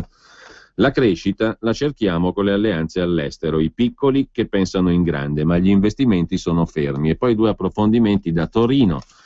Un'intervista, vendo il locale e vado via dall'Italia, dice un ristoratore, concorrenza sleale, nessuno che ci aiuta, non possiamo continuare così. Le persone non capiscono che per fare ristorazione bene, con prodotti di qualità, i prezzi sono quelli del mio menù, allora vendo e vado all'estero. Da Milano invece un altro ristoratore, avvio un ristorante, ho fiducia nell'Expo. Molti di quelli che hanno mollato hanno riaperto i locali in Svizzera o a Londra, perché le tasse pesano meno. Infine, sempre dalla Stampa, alla pagina di economia, Alitalia divorzia da Toto, il costruttore abruzzese patron della Air One. Anche Air One finisce nell'ennesima bad company, la cattiva società. Alle banche che entreranno nel capitale Alitalia il 95% degli utili futuri, scrive la Stampa. L'accordo per Etihad, per l'aumento bastano i 250 milioni, grazie all'impegno, ce li mette, le poste italiane. E vediamo anche la prima pagina del Fatto Quotidiano con più che Renzi sembra Letta, il fotomontaggio con la foto d'apertura in prima pagina, Enrico Renzi o Matteo Letta. Passo dopo passo, l'ennesima conferenza stampa per riannunciare gli annunci fatti in precedenza. Il Premier però dice abbiamo lavorato sodo. Purtroppo per lui, scrive il Fatto Quotidiano, calendari e promesse ricordano la parabola del suo predecessore Enrico Letta, finito sul binario morto. E il nuovo sito dei 1000 giorni è coinquilino di quello dell'ex ministra Brambilla, passo dopo passo a quattro zampe, scrive Marco Palombi, perché il portale, passo dopo passo, è nato sulle ceneri di quello della Brambilla per portare cani e gatti in vacanza. Ci sono parentele che dicono tutto. Il sito passodopopasso.italia.it, il diario dei 1000 giorni di Renzi, sta sul dominio italia.it, quell'accrocchio che doveva diventare il portale del turismo italiano ed è il manifesto del suo fallimento. Era stato lanciato da Michela Vittoria Brambilla. Sempre poi dalla prima pagina del Fatto Quotidiano, da Potenza in Basilicata, un medico confessa: così abbiamo ucciso in sala operatoria. Intervenimmo su una moribonda per coprire i nostri sbagli. I fatti risalgono al 2013. Durante la sostituzione di una valvola cardiaca fu provocata un'emorragia a una paziente 71enne. Il primario però decise di proseguire nonostante la situazione disperata, perché voleva far pensare a complicazioni. Ora una registrazione rivela tutto. Parola di medico, il racconto è di Antonello Caporale: l'abbiamo uccisa. La confessione di un chirurgo dell'ospedale San Carlo di Potenza: sono responsabile della morte di una paziente, dovrei denunciare il primario, ma ha amicizie politiche. Lo scandalo viene alla luce dopo un anno di silenzi e di omertà. Il dirigente del reparto avrebbe continuato a operare una donna ormai praticamente deceduta, manovra utile solo per occultare gli errori. E sempre dalla prima pagina del Fatto Quotidiano, voglia di Quirinale, la ministra Pinotti, che è indicata da molti come la prossima Presidente della Repubblica, dopo Napolitano. La ministra Pinotti va in India dal Marò malato, la figlia commenta Italia di merda, una inconsueta missione tra gli insulti del ministro della Difesa. Si sospetta uno spot della Pinotti per strizzare l'occhio alla destra per il dopo Napolitano. Gianni e Pinotti è il titolo del commento di Marco Travaglio. Chi pensava di aver visto tutto il giorno di Renzi col secchio in testa o col gelato in mano ha dovuto ricredersi dinanzi al Renzi dei 1000 giorni. Risposta italiana alle 1001 notte, ma molto più fiabesca. E non è finita qui, perché voci insistenti danno Roberta Pinotti e Angelino Alfano in pole position per il Ministero degli Esteri. La Pinotti è quella che è. Alle primarie del PD a Genova arrivò terza, ma soltanto perché correvano in 3. E l'altro ieri, alla notizia che il Marò La Torre aveva avuto un malore, si è scapicollata in India per accudirlo, se non che, complice il fuso orario, al suo atterraggio il malato era già guarito. Alfano invece è Alfano. Intendiamoci, scrive Marco Travaglio, l'idea che uno così non tenga più le mani su polizia e servizi segreti è rassicurante, ma ne sfugge l'attinenza con gli esteri. Se è per questo, i precedenti esperimenti alla giustizia, alla segreteria PDL e all'interno hanno dimostrato la sua assoluta incompatibilità con qualsiasi incarico e la sua enciclopedica incompetenza su qualunque materia, il che lo rende perfetto per qualsivoglia poltrona. Essendo negato per tutto, può fare tutto con la medesima impreparazione. Va detto per inciso che un ministro degli esteri dovrebbe parlare qualche lingua estera, mentre il nostro conosce una sola parola straniera, o meglio, quella che lui crede parola straniera, vous comprends.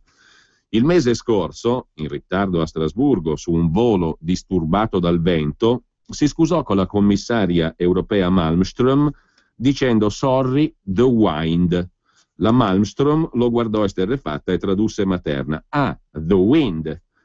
L'Angelino da esportazione ci regalerebbe soddisfazioni mai provate neppure ai tempi di Frattini Drai, che si impegnava poco, non proferiva verbo e a ogni crisi internazionale veniva colto a svernare su un atollo caraibico o ad abbronzarsi su una pista da sci. I partner europei, conoscendone la mondana indolenza, si scordavano di invitarlo ai vertici. Al contrario, Angelino si impegna e si agita moltissimo, parla e twitta senza sosta. Nessuno, sventuratamente, l'ha mai visto a riposo. Tanto Frattini era pigro e innocuo, quanto Alfano è attivo e pernicioso, soprattutto per se stesso, il suo partito, prima PDL, ora NCD, e il suo ministero.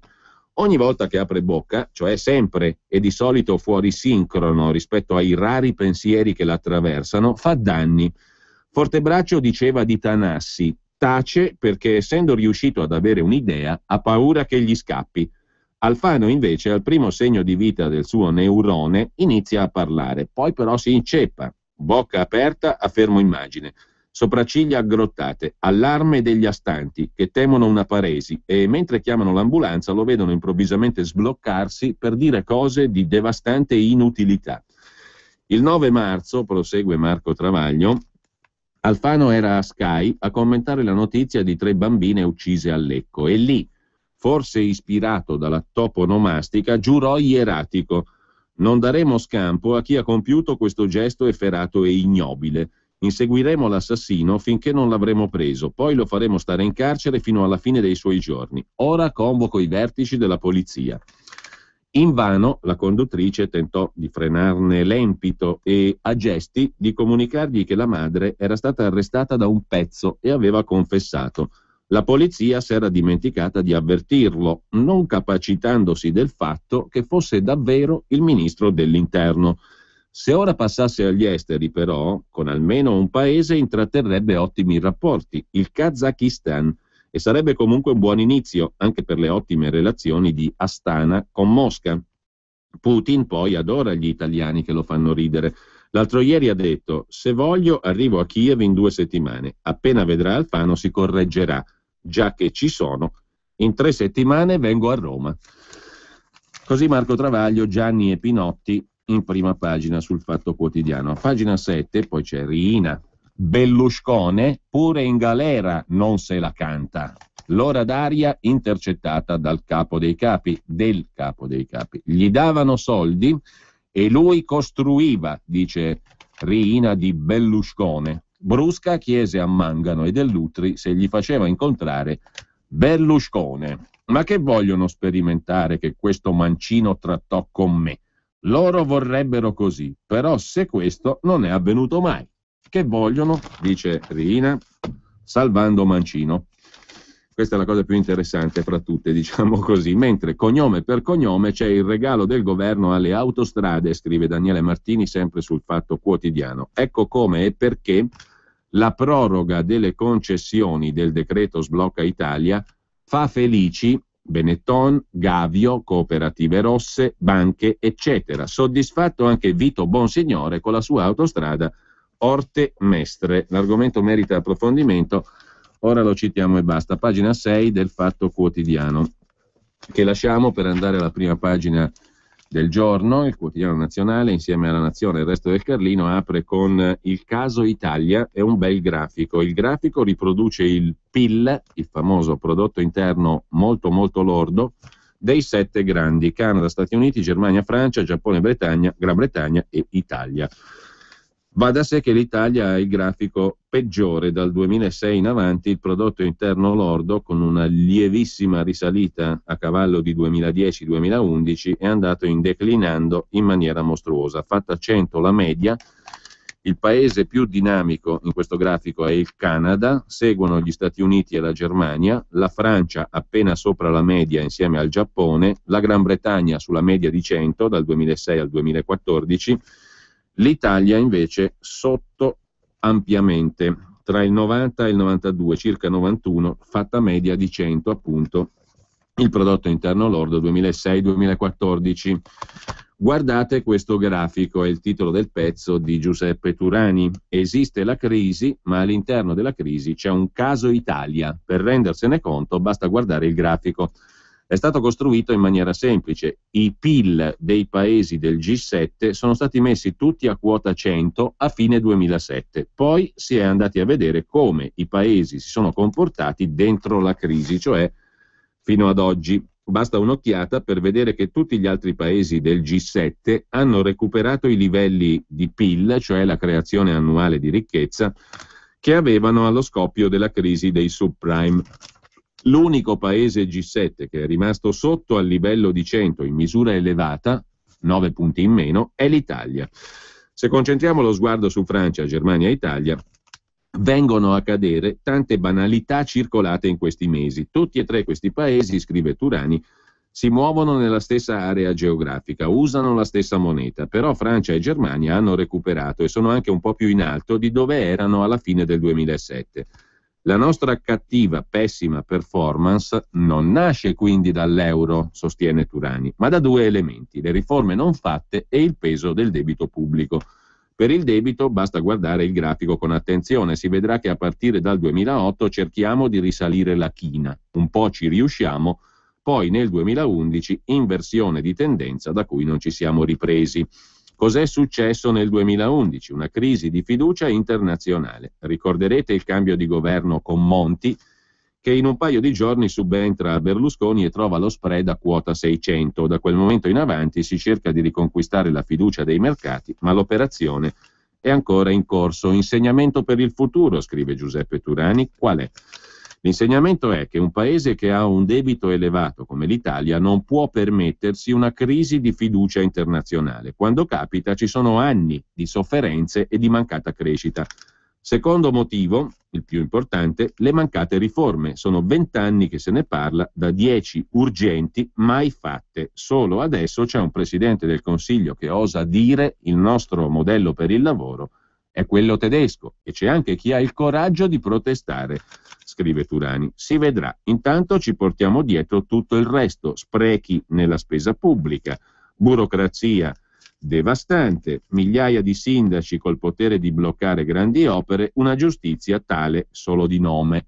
Si dirà che la Francia riforme non ne ha fatte, è vero, ma era amministrata meglio fin dai tempi di Napoleone, conclude Giuseppe Turani. L'altro commento in prima pagina sul Quotidiano Nazionale, quello di Pier Francesco De Robertis, l'articolo di fondo intitolato Governare stanca.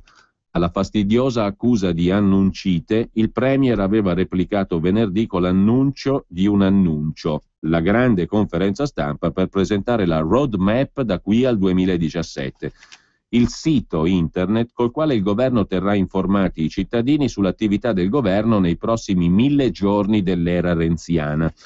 La tipica cosa che nessuno guarda mai, scrive De Robertis. Non potendo fare altri annunci, visto l'esaurirsi della materia prima, le promesse sono state fatte sull'intero scibile umano, Renzi non ha altro modo di tenere alta la tensione mediatica e politica e cerca di stemperare l'attesa del tutto e subito che lui stesso aveva creato e con lo slogan passo dopo passo invia un messaggio ai cittadini: aspettate, abbiate pazienza, stiamo lavorando per voi. Governare stanca, commenta De Robertis. Lasciamo con ciò Il Giorno e poi andiamo a Italia Oggi dopo la pubblicità, perché proprio sul governo Renzi c'è il cameo di Riccardo Ruggeri a pagina 6. I leader dell'Unione Europea sono in box per bambini. Possono parlare, piangere, ridere, ma non possono scavalcare il box, il girello nel quale sono stati messi, il seggiolone. Non hanno la statura e gli adulti non glielo permettono. Si parte dal governo Renzi, ma Ruggeri fa un'analisi a più ampio raggio.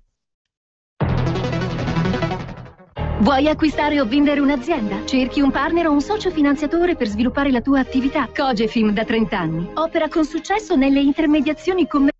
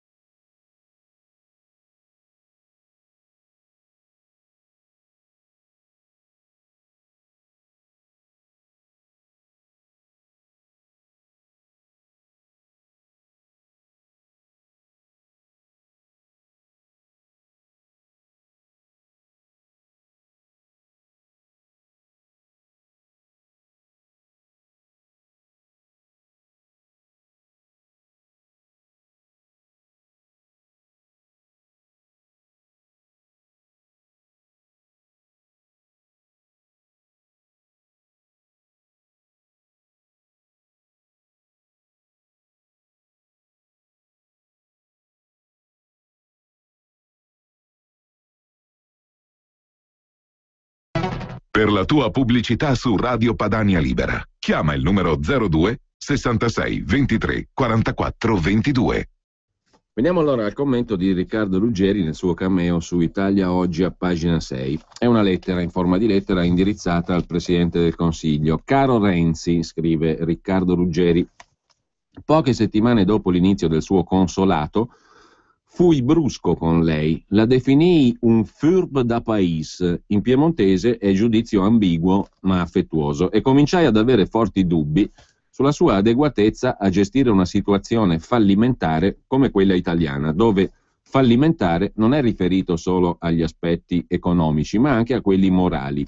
In 60 anni, scrive Ruggeri, siamo passati da un mix di moralità-immoralità politica e umana, coerente con la nostra storia secolare, a una immoralità strutturale, seppur politicamente corretta, la tipica immoralità delle ruling class, delle classi dominanti, dirigenti anglosassoni e nord europee. Lei non c'entrava per nulla, la colpa era solo mia. Sentivo talmente impellente la necessità di una leadership forte alla Thatcher che, a sua insaputa, l'ho caricata di responsabilità che lei non poteva sostenere, vuoi per la giovane età, vuoi perché non aveva alle spalle una storia di sconfitte tante e di vittorie poche, tipiche delle grandi leadership politiche. Lei aveva cominciato a vincere già da adolescente, negli scout, poi in politica a 29 anni, presidente di provincia e sindaco, e non si era mai fermato, al punto che a 39 anni era premier, la stessa età di quando Mussolini entrò a Palazzo Venezia.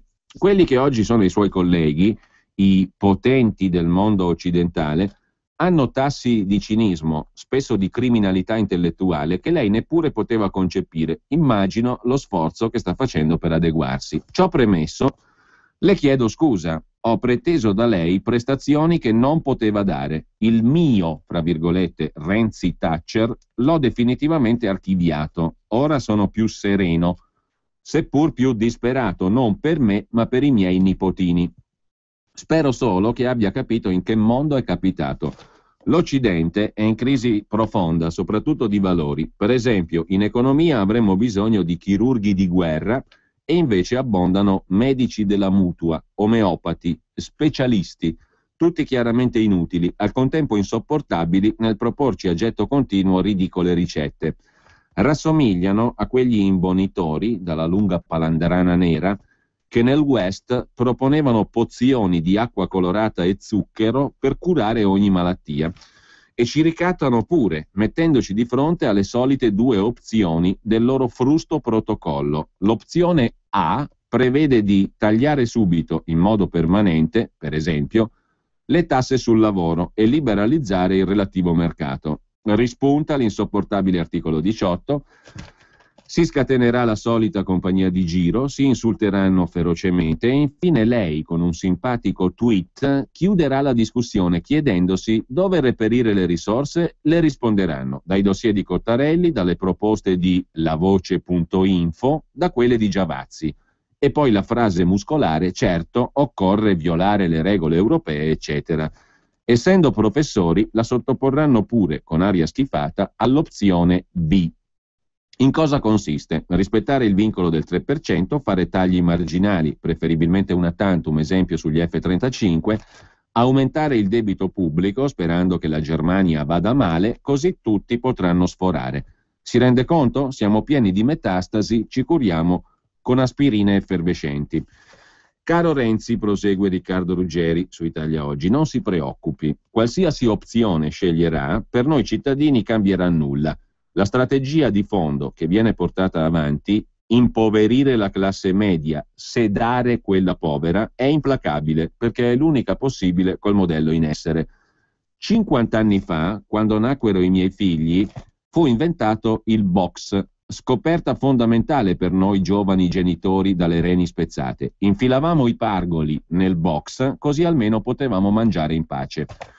Quando vi vedo alle riunioni di Bruxelles, vi immagino costretti nei vostri box. Potete parlare, ridere, piangere, urlare, ma non scavalcare il box. Primo, la vostra statura non ve lo permette. Secondo, gli adulti ve lo vietano. Noi cittadini comuni, dopo l'ubriacatura iniziale, stiamo cominciando a capire che lei, pur agitandosi molto, non risolverà i nostri problemi, però riconosciamo che non ha neppure responsabilità dirette. L'establishment euroamericano le ha imposto un copione e un ruolo ben precisi e lei lo recita questo ruolo. Deve indossare la palandrana nera, mostrarsi sempre sorridente, girare l'Italia con le sue pozioni, parlare, spargere ottimismo sul futuro, se del caso farsi versare in testa secchiate d'acqua gelata, accettare di passare per gelataio da parte di giornalisti cioccolatai. Personalmente, conclude Ruggeri, non la invidio e le assicuro che da qui in avanti mi limiterò, se del caso, a blande critiche nei suoi confronti, concentrando tutto il mio profondo disprezzo verso i nostri veri nemici, quelli che danno le linee guida, le impongono la palandrana e la costringono nel box. Così Riccardo Ruggeri su Italia Oggi. Mentre andiamo a vedere anche la prima pagina di Libero. I 1000 giorni di Renzi partono con 300 tasse, la fuffa del Premier, titola Libero, la mossa per smentire le accuse di annuncite. Si rivela un elenco di annunci. Le scadenze fiscali che attendono gli italiani in settembre invece sono molto concrete. IVA, IRPEF, IRAP, RAI e Tasi. Solo a settembre, scrive Antonio Spampinato, 307 mazzate fiscali. Tra IRPEF, cedolare secca, addizionali varie, per i contribuenti italiani inizia un mese da bollino rosso. Invece di ridurre le scadenze, il Tesoro aspetta dai comuni le delibere per le nuove tasse, Tasi e Tari. Ieri è stato il giorno della prima scadenza versamento imposte per contribuenti non titolari di partita IVA che hanno rateizzato il primo acconto 2014. E intanto Renzi si prende 1000 giorni ma non sa come riempirli, titola ancora Libero. Il Premier chiede tempo fino al maggio 2017, non svela le riforme che vuol fare. L'unica novità è un sito e intanto sbaglia i dati sui disoccupati e slitta ancora il decreto scuola. Il commento è quello del direttore Maurizio Belpietro: sta per scoppiare la bolla speculativa chiamata Matteo, dall'illusione alla delusione. Il pallone gonfiato Renzi sta per esplodere. Da Marchionne a Squinzi, dal Corriere della Sera a Giuliano Ferrara, gli ex sostenitori entusiasti scaricano il rottamatore. Dopo 6 mesi la delusione prende il sopravvento e il fenomeno mediatico del renzismo rischia di finire in un flop disastroso per l'Italia, aggiunge Belpietro. Da via Solferino, Corriere della Sera, fanno filtrare il dubbio che il Premier, più che traghettare il paese fuori dalla crisi, stia cercando di portarlo al voto l'anno prossimo. E poi c'è spazio su Libero in prima pagina anche per uno degli amici di Renzi, Guai e Affari. A Farinetti l'Oscar dell'incoerenza, si parla naturalmente di Oscar Farinetti, l'articolo è di Matteo Pandini. L'imprenditore non tiepidamente di sinistra, come si è detto lui. Nome, stipendi, amicizie e pizza, a Farinetti l'Oscar dell'incoerenza. In Emilia, Italy affida un appalto milionario alla CCC, Cooperativa Rossa nei guai col Mose, ma a Firenze licenzia. Storia del renziano tra giravolte, condoni e il sogno di un patto con i fast food statunitensi. Lo sponsor di Matteo all'anagrafe fa Natale Oscar Farinetti, il quale è intervistato peraltro anche dal Secolo XIX di Genova dopo la protesta dei lavoratori a Firenze. Sciopero a Italy, tutte balle, dice Farinetti, no a Soviet e nuove regole. Lo Stato faccia lo Stato e riduca fortemente le tasse per chi esporta. E poi dice ancora, a proposito dei dipendenti fiorentini che protestano, Oscar Farinetti: i miei dipendenti mangiano gratis una volta al giorno, dice l'imprenditore.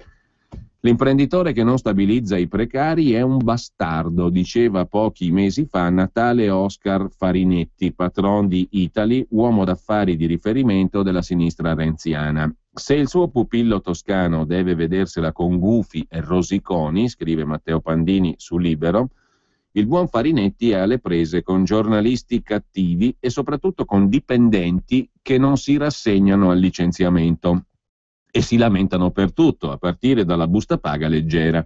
Succede proprio a Firenze, la città di Renzi. I Cobas stanno manifestando fuori da Italy, aperta da meno di un anno, perché sono evaporati metà dei lavoratori, erano 120, ora sono una sessantina, cacciati con sole 24 ore di preavviso, stando al comunicato sindacale.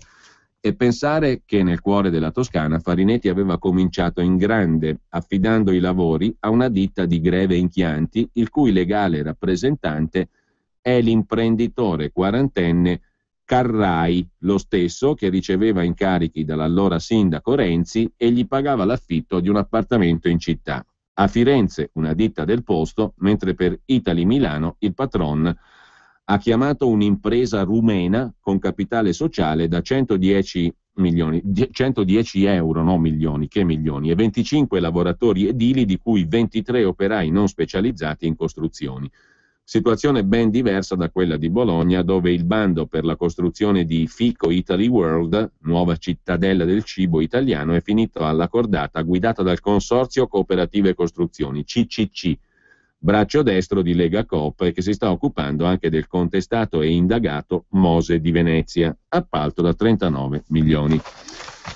Sempre poi dalla prima pagina di Libero, il commento di Maria Giovanna Maglie, basta, i due Marò devono tornare a casa.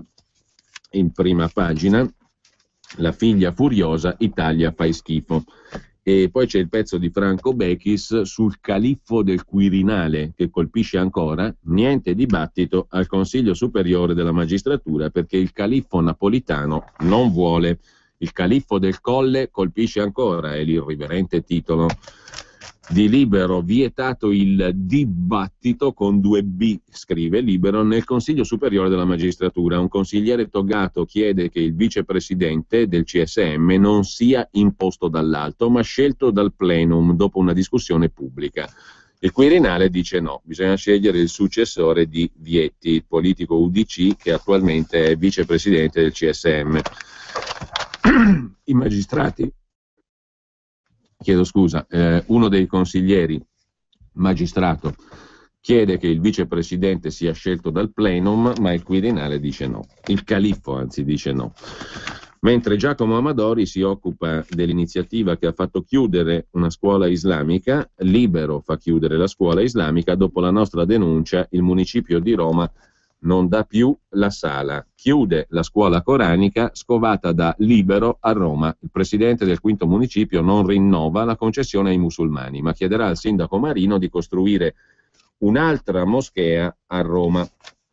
Da Libero passiamo al Giornale, che apre sulla figlia del Marò. A 20 anni sveglia l'Italia. L'urlo di Giulia Latorre. Questo paese fa schifo, mio padre ha avuto un'ischemia e rischia di morire in India, ma qui pensano solo agli immigrati.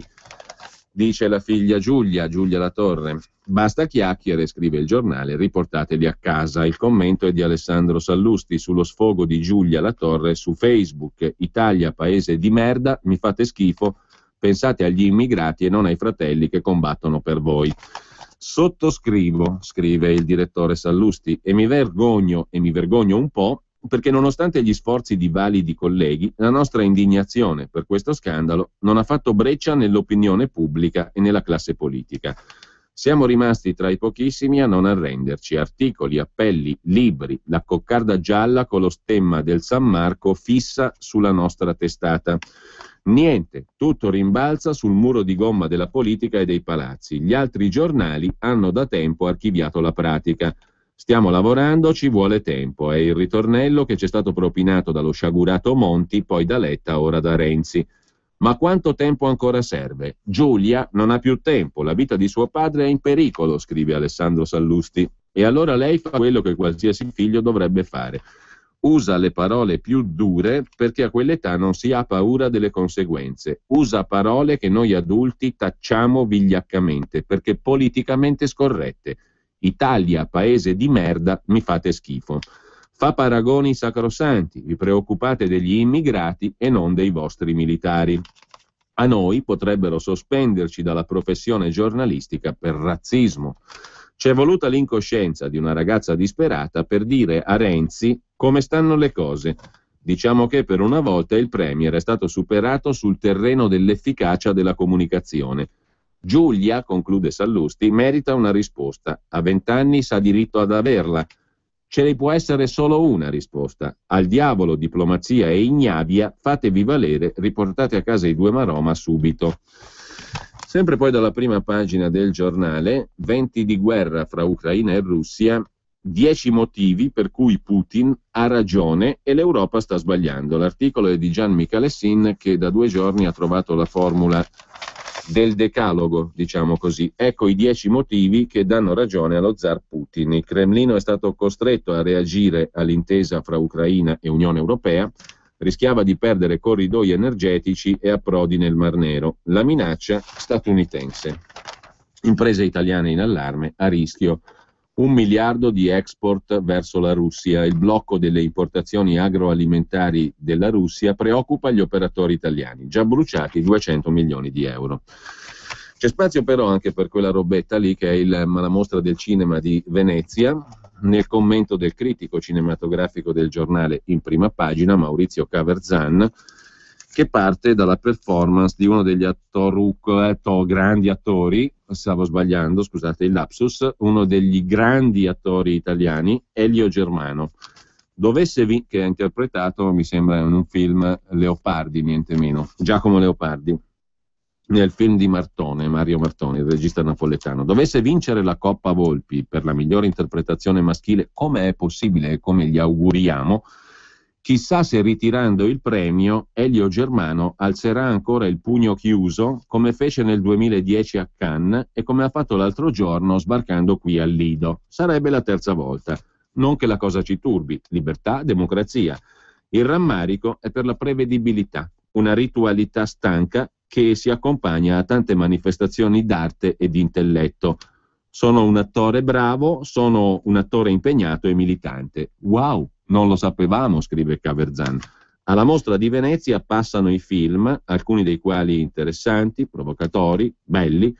Ciò che li corrompe e impoverisce sono certi tic e manie dei nostri attori e cineasti, scrive Caverzan sul giornale, nel commento di prima pagina su Il Giornale. Attori afflitti, attori depressi, attori anti, basta con questo cinema italiano. E sempre dalla prima pagina del giornale, il vizio dell'ordine dei giornalisti di perseguitare i giornalisti scomodi, non solo Magdi Allam. Il racconto è del critico musicale ex Corriere della Sera Paolo Isotta.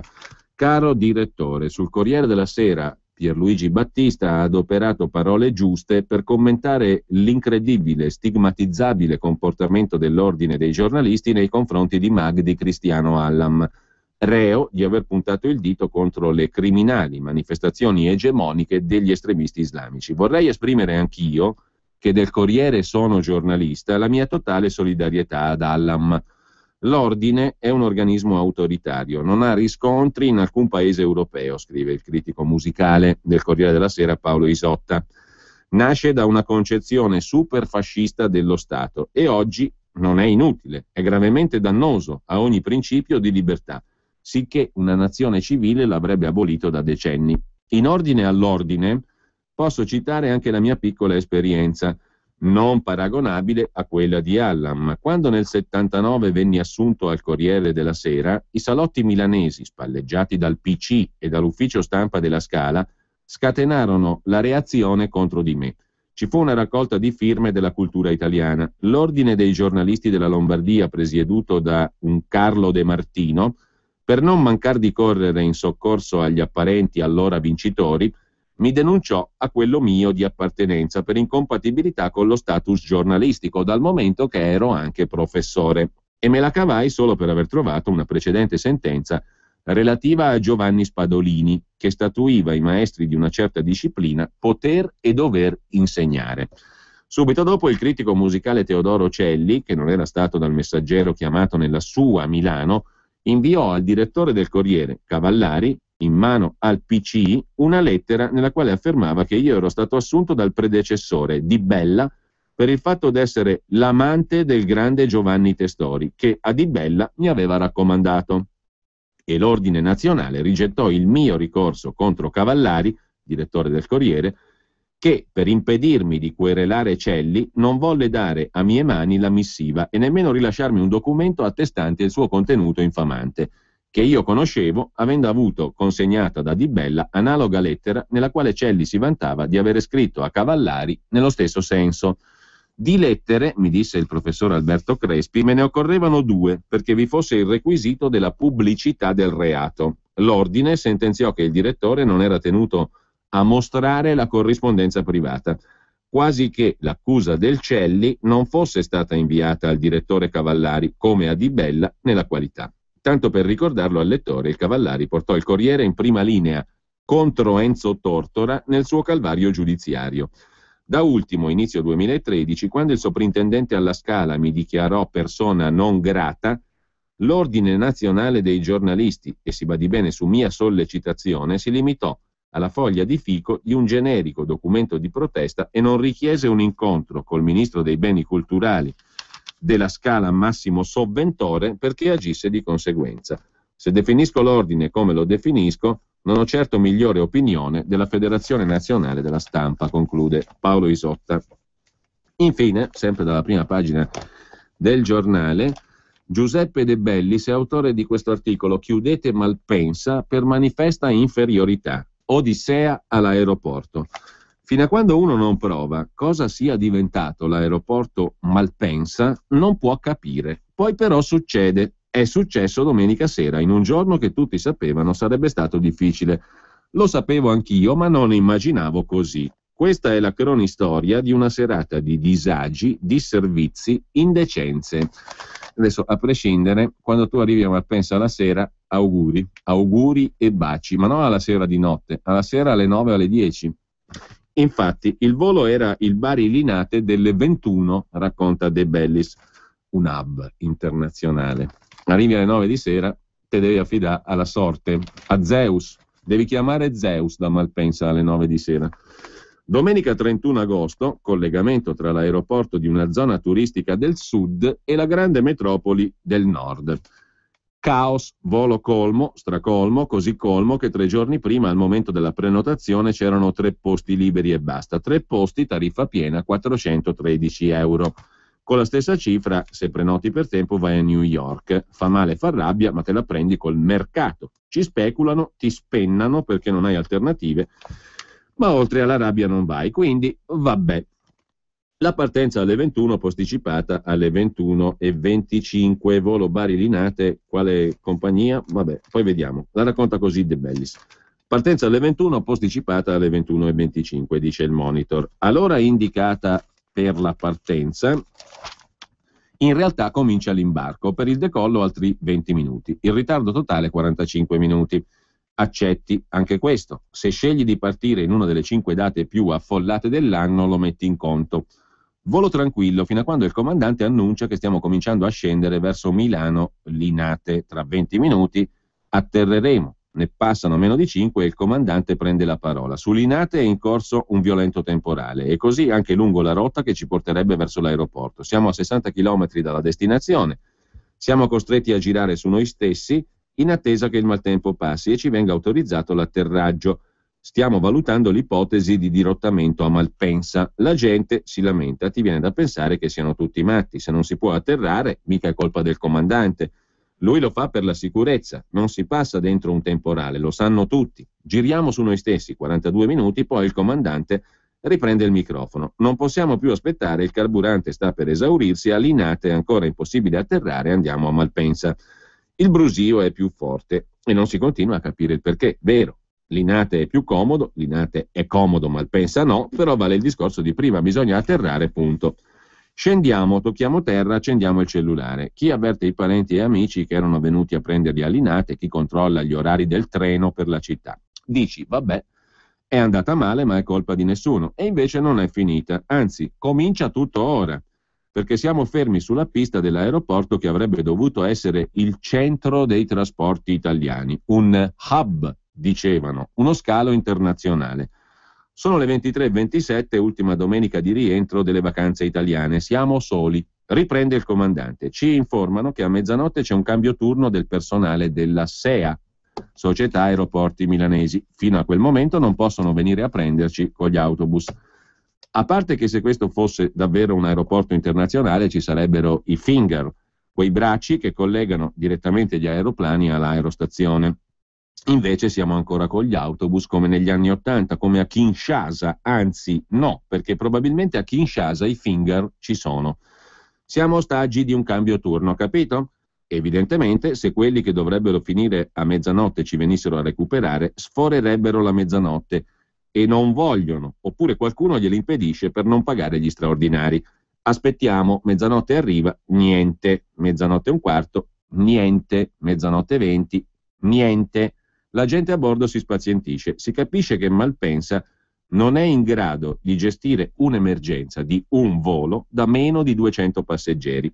Devono essere in tilt, intanto fermi in mezzo al nulla, imprigionati in un aereo. C'è una ragazza incinta, non ce la fa più. Ci sono bambini distrutti di stanchezza, le hostess pietrificate, non sanno che dire, non sanno nulla. Ora ci chiedono di star seduti con le cinture slacciate però. Parla il comandante. Allora, stiamo facendo carburante. Appena le condizioni meteo su Linate tornano accettabili, ripartiamo da qui e atterriamo di là, nella nostra destinazione originaria. Ci vorrà almeno mezz'ora prima di partire. Cosa? Scrive Giuseppe De Bellis in prima pagina sul giornale di oggi. Una follia. Siamo atterrati a Malpensa perché non si poteva atterrare a Linate e ora dobbiamo tornare lì, in volo con un aereo da 200 passeggeri per 51 chilometri. Non c'è logica, se non quella che si capisce presto. A Malpensa non ci sono le condizioni per far sbarcare passeggeri e bagagli. Non sono in grado di fornire assistenza, linguaggio tecnico. Adesso metà aereo si ribella. Hanno fatto arrivare a Malpensa i parenti e gli amici che erano in attesa a Linate. Ora che dovrebbero fare? Farli tornare a Linate? E poi significherebbe ancora un'ora e passa di attesa. Soluzione geniale. Chi vuole può scendere a Malpensa, ma i bagagli restano a bordo perché il volo parte per Linate e qui non c'è nessuno che li porti a terra. Siamo a metà tra il pazzesco e il comico, scrive Giuseppe De Bellis in prima pagina sul giornale. Se fatta a mezzanotte 40, decido, scendo. Il bagaglio? Parlo col comandante, dice che o posso provare il giorno dopo a recuperarlo a Linate oppure mi sarà spedito a casa, ma lui non sa quando. Ho deciso di scendere comunque perché non riuscirei a tornare indietro al mio posto. C'è troppa gente in piedi che chiede di scendere e uscire.